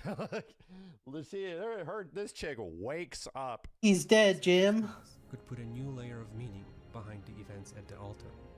In OG, Aerith presented a threat to Sephiroth's plan, but in Rebirth, her death also presents an opportunity to push Cloud towards this realization by recreating Sephiroth's own grievance. Another unjust death, just as Sephiroth has experienced in the past, and the thing that devastates Cloud in the future. Through suffering, you will grow strong. Isn't that what you want? This may be a key reason why Sephiroth wanted to kill Beagle Aerith in Rebirth, as opposed to his motivations in the OG. This time, it's personal, which is why it's key that only Cloud is allowed to enter. This is all about Cloud. This idea that with Sephiroth's help, the cycle of life is something that Cloud could undo is not new, as many fans of the game have figured out, and Subtext has beautifully presented in his video about Rebirth's ending, and also pointed out how the Gi perfectly illustrate the terrible trade-offs of such a deal.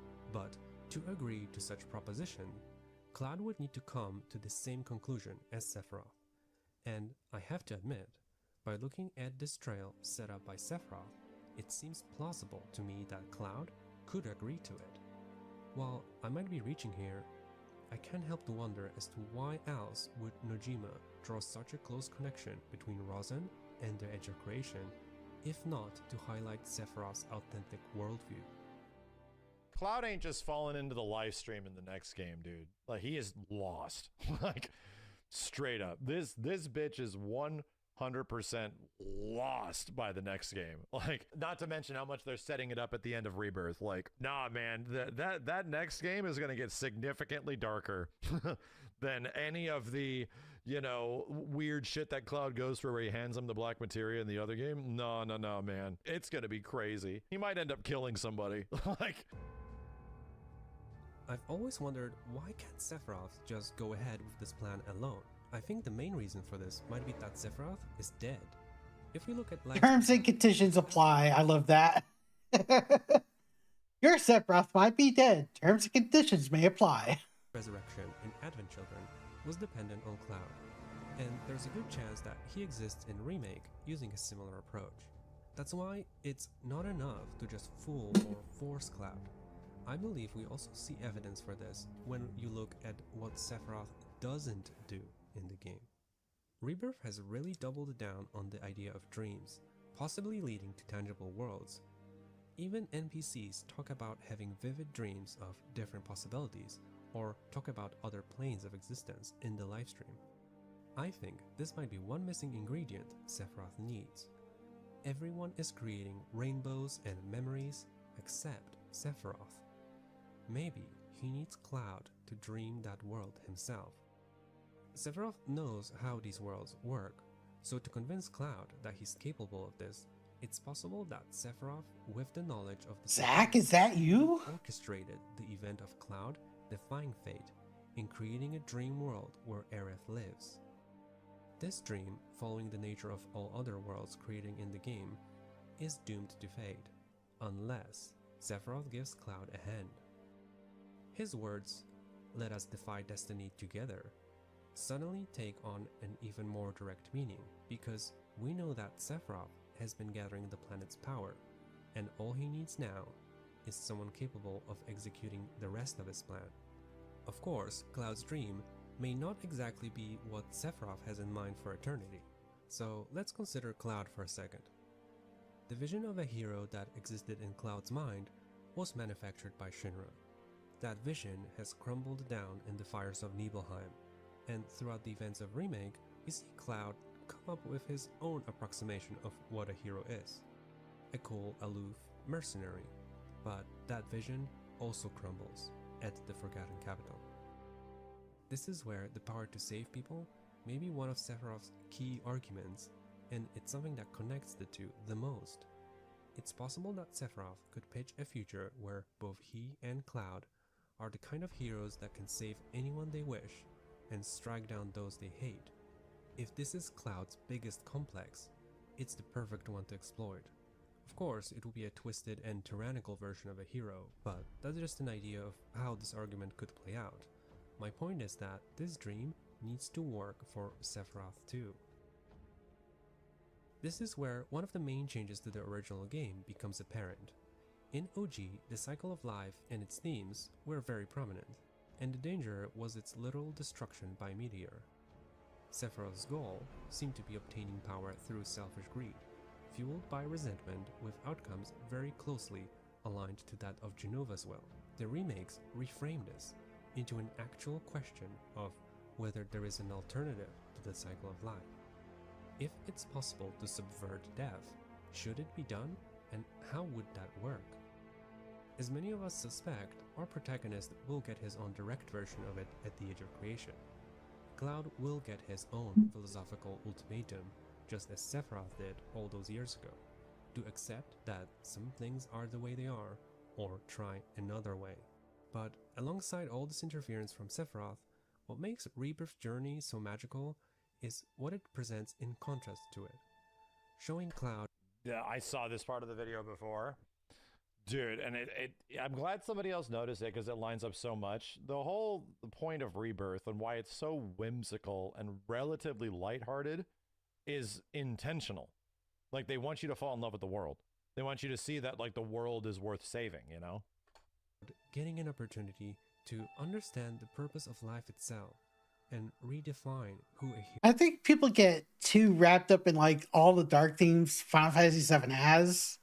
Like, there were funny moments in the original Final Fantasy VII, but I feel like, you know, not including good and bad is a problem. You gotta show a little bit of everything. Hero should be finding the tools to resist Sephiroth's argument. It's something me and many players instinctively knew when playing the game. The game tries very hard to make you fall in love with the world, while also showing you its imperfections.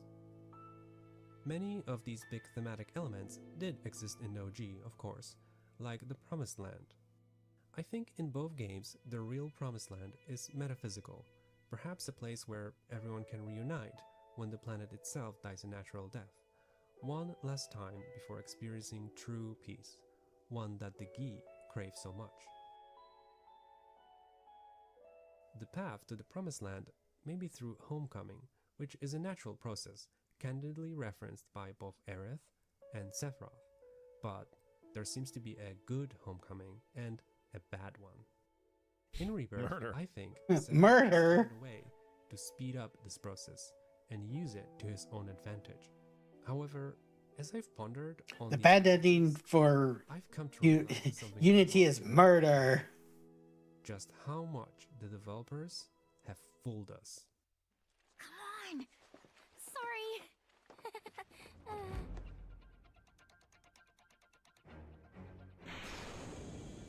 From the second this project was revealed, we were tricked that FF7's story will be repeated, just with much better graphics.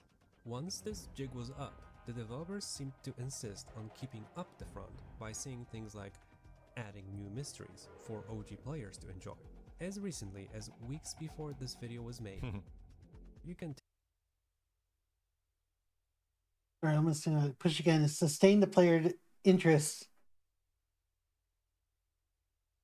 Ooh, so they're planning something really spicy take that at face value, but to keep your attention. game, and I know many other fans agree too, I don't feel like they're just adding to the story. If you put yourself in the shoes of a creator, would you start by tying yourself to a specific outcome? I hate this idea. You know, I hate this idea that this shit just eventually all boils down to Advent Children again. I hate this idea. It's like the proposition that like there's going to be a sequel to the FF7 remake games and it's just going to be Advent Children, and it's like that's so depressing because like this, not to mention the space cancer, like the thousands of people die. It's like it's not particularly a good ending. It eventually comes out, but guess how Advent Children ends? Sephiroth isn't dead. Like he's also still hanging out and he's still around, and that is proven in Dirge of Cerberus and shit. Like it just moves forward and it never stops. It's like a never-ending cycle. It's like this is not a good way to conclude this story, my dude. One that's already been well explored? Wouldn't you want to trace a completely new path and find a new end? I think they turned the OG into a box of used Legos, and what they're doing is telling us a completely new story, picking the pieces that are familiar to us to keep up the illusion, but at its core, As long as it fits. are going through Doesn't matter if it's color-coded or not. Tifa reuniting with Cloud, a new story. Barrett's past, that's a different story. Sephiroth's plan, it's a new plan. And you know what else I've realized? Unlike Sephiroth, I cannot go back in time. I can go back to my friend's house and experience the FF7 world for the first time, again. But this remake brought me back the same sense of wonder I had when I first sat down in front of my friend's PlayStation. At this point, I don't care if remake started as some cynical cash grab or that some of its moments don't land as well, and boy, did they mess up some moments. But regardless of these blemishes, I will be forever thankful for both of these games, even if only one of them is the best game ever remade. Neither of them are perfect either. Come on, Rufus, who has a fleet of boats, submarine, and Gelnicas, had to borrow that tiny Bronco. I've had so much fun playing both games, discovering the Yeah, I never understood why it was in a picket fence either. discuss and But, experience them. oh. I even made new friends along the way. If you think all of that new stuff just sucks, that's okay. I'm not here to change your mind, but to me, being able to immerse myself in FF7 again has honestly been amazing. But enough sappy shit. You need to know that we are on a completely new set of tracks, even if it feels like we might be arriving at the same destination. This Sephiroth is different. He has realized his mistake, that he underestimated Cloud. While it may seem that he's trying to control or humiliate Cloud, There is a saying that third time's a charm, which is kind of wild to think about. Hey, Bloodia, how you doing? I think he knows he cannot win this way. Happy New Year's Eve. Openly admitted in Remake that he needs him. He wants Cloud to become just like him. And I think this time, Sephiroth will not risk history repeating itself. Yeah, I remember just seeing that earlier and like, I didn't know that was even a thing. He has started a final decisive war for the future of the planet. Because the planet's crisis, But any way to advertise the new game, right? even after Advent Children, the planet itself was still trapped. While we talk a lot about the fate of Aerith or Cloud, one thing that I feel doesn't get enough attention is that it's possible that none of our characters, or even Anaki's children, can reunite in the Promised Land as long as Jenova is around, because even the Cetra cannot return to the planet. We who dwell in eternity, listen well, for dusk is falling on the age of our people, the Cetra. And the time is running out for everyone, including Sephiroth. Our beloved planet is dying. Slowly. The planet's dying, Cloud. I think the planet might not have enough power to repeat this cycle again, which means it is now or never for the fate of the planet to change. Only Jenova comes out as the default winner if nothing changes.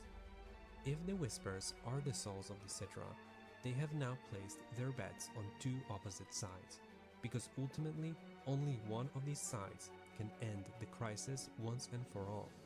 The only question that remains is how. Our party could also break the cycle by not repeating mistakes made by the Cetra, like Just reacting to a fan theory video. We're almost done though. rejecting the Gee's plea for peace. Perhaps the enemies of the Cetra could be our friends? If all of life is doomed, that means the time for the Gee to find their salvation is also running out. Like speculating on Sephiroth's actions compared to like original FF7 to now. The true Kind of interesting. free of any interference from Jenova. Not taking it too seriously though. Gasp of his twisted humanity is about to How you doing, Sage? Happy New Year's Eve. for Cloud himself to be the deciding vote. And I, for one, cannot wait to see what this new plan involves. Because I believe we are heading for the greatest catharsis since 1997. One that cements Sephiroth's legacy and ends this story. But to me, the smoking gun, the reason why this story will finally conclude with a new fate for our characters is that I don't think Cloud is the one who will be landing the final blow on Sephiroth this time. Because Sephiroth, He has to be stopped by a Cetra. Yeah, it's just a really good video, you know? Finally contextualizes all this stuff that we've been talking about and theorizing about. Like he has to be like finally taken down by actual Cetra. So like the cycle continues until that happens. Like I don't remember seeing that, but it's like, you know, that's something to think about, really. About like Sephiroth's intentions in a way that uses a lot of evidence and doesn't necessarily get into crazy theory crafting that much. It just uses the existing material, which is what Subtext Video does so good. Uses the existing material to give you an idea of like, the story is in front of us, but it's mad confusing because there is no direct conclusions. There is no actual direct information that is there to pull a direct conclusion. You still have to like piece things together. It's effectively being told like it's a goddamn Dark Souls story right now. We don't have part 3. What it feels like is that they are really building towards a mega catharsis, that a super cathartic like part 3 moment where a lot of this stuff is either going to break down completely and then have to come back or something, where it's like the eventual elements that are in the original game are all going to be there. But now there's going to be literally like a 30-year cook level of catharsis and like a finality to this shit that's going to be way different. I don't think we're following the exact beats here, dude. If there's one game that is going to have, and already this guy's like, hey, there's actually a lot that is different. It seems similar and it's close to being similar, but it's pretty different. Now I could legit see, we talked about this before, how like Remake Part 1 and Rebirth. I think when I do go through these games eventually, like I'll compare it to FF7 anyway. Like I definitely will miss a lot, but it's, you know, like, you know, whatever. We're like 90 to 10, 90% same, 10% different. They're like 90-10. Dude, I would not be surprised if Part 3 is like 60-40. Like I would not. I am more on board now in the same way that like Rebirth opened with a mega shock. It literally opened with controlling Zack, where it's like, what the hell? Like that was crazy. I think the next game opens with something actually nuts, like legit, really crazy, and something a bit closer to like playable Advent Children right at the start. Let's just get this out of the way. Like, you need to do that. Let's just not teeter on the fact that this is Sephiroth from the future and hold that off to like the last 25% of the game or some shit. Nah. Right at the beginning of the game, let's open with a mystery. Why are we playing Advent Children? Like, why are we suddenly reliving moments from the movie? Wait a minute, why are we fighting and killing Sephiroth again? Why is he leaving with saying he'll never be a memory? What's going on? And then Cloud wakes up. Like that, I really hope the next game does something that is just like, all right, so this is already crazy. This is Cloud is having dreams of the future. He already has that in throughout the game, so that's not that weird. But to be fully commitmental, that like, no, all the Advent Children teasing throughout this entire trilogy, throughout the 2 games so far, constant teasing, dude, is like, put it at the front. I hope they put it at the front. I really don't want them to do. It's interesting that they do reference Advent Children on this in this sort of. Hold their breath for like 70 to 90 hours of the game to eventually go and like blow it all out real quick at the end of the game. And you're just like, what? Whoa, what's happening, dude? I really don't want the next game to be that backloaded. I don't. But I also feel like in similar ways that this is leading towards a lot of surprise, a lot of like wondering and surprise. Even we can't pull all the direct conclusions from this video. We can't pull all the direct conclusions of what characters' intentions actually are. Why does he need Cloud? Why does this stuff need to happen the way it does? We don't know. And none of these videos try to tell you that. We have our theories of why they are doing it, of why things are the way they are, but those are surprises. There's a 7 seconds to the end that we have no clue what that's about. No idea. And why things are so weird at the end of Rebirth and shit like that. What if it goes full meta? It's like, oh man, that would be some whiplash. That's for sure. Hi, Make Shorts. How you doing? Don't fully know that yet. Yeah, man. All this is doing is getting me ridiculously hyped. That's what this video does a really good job on, and I have to give props to now you're making me think too much. You know, dude, he doesn't even have that huge of a channel.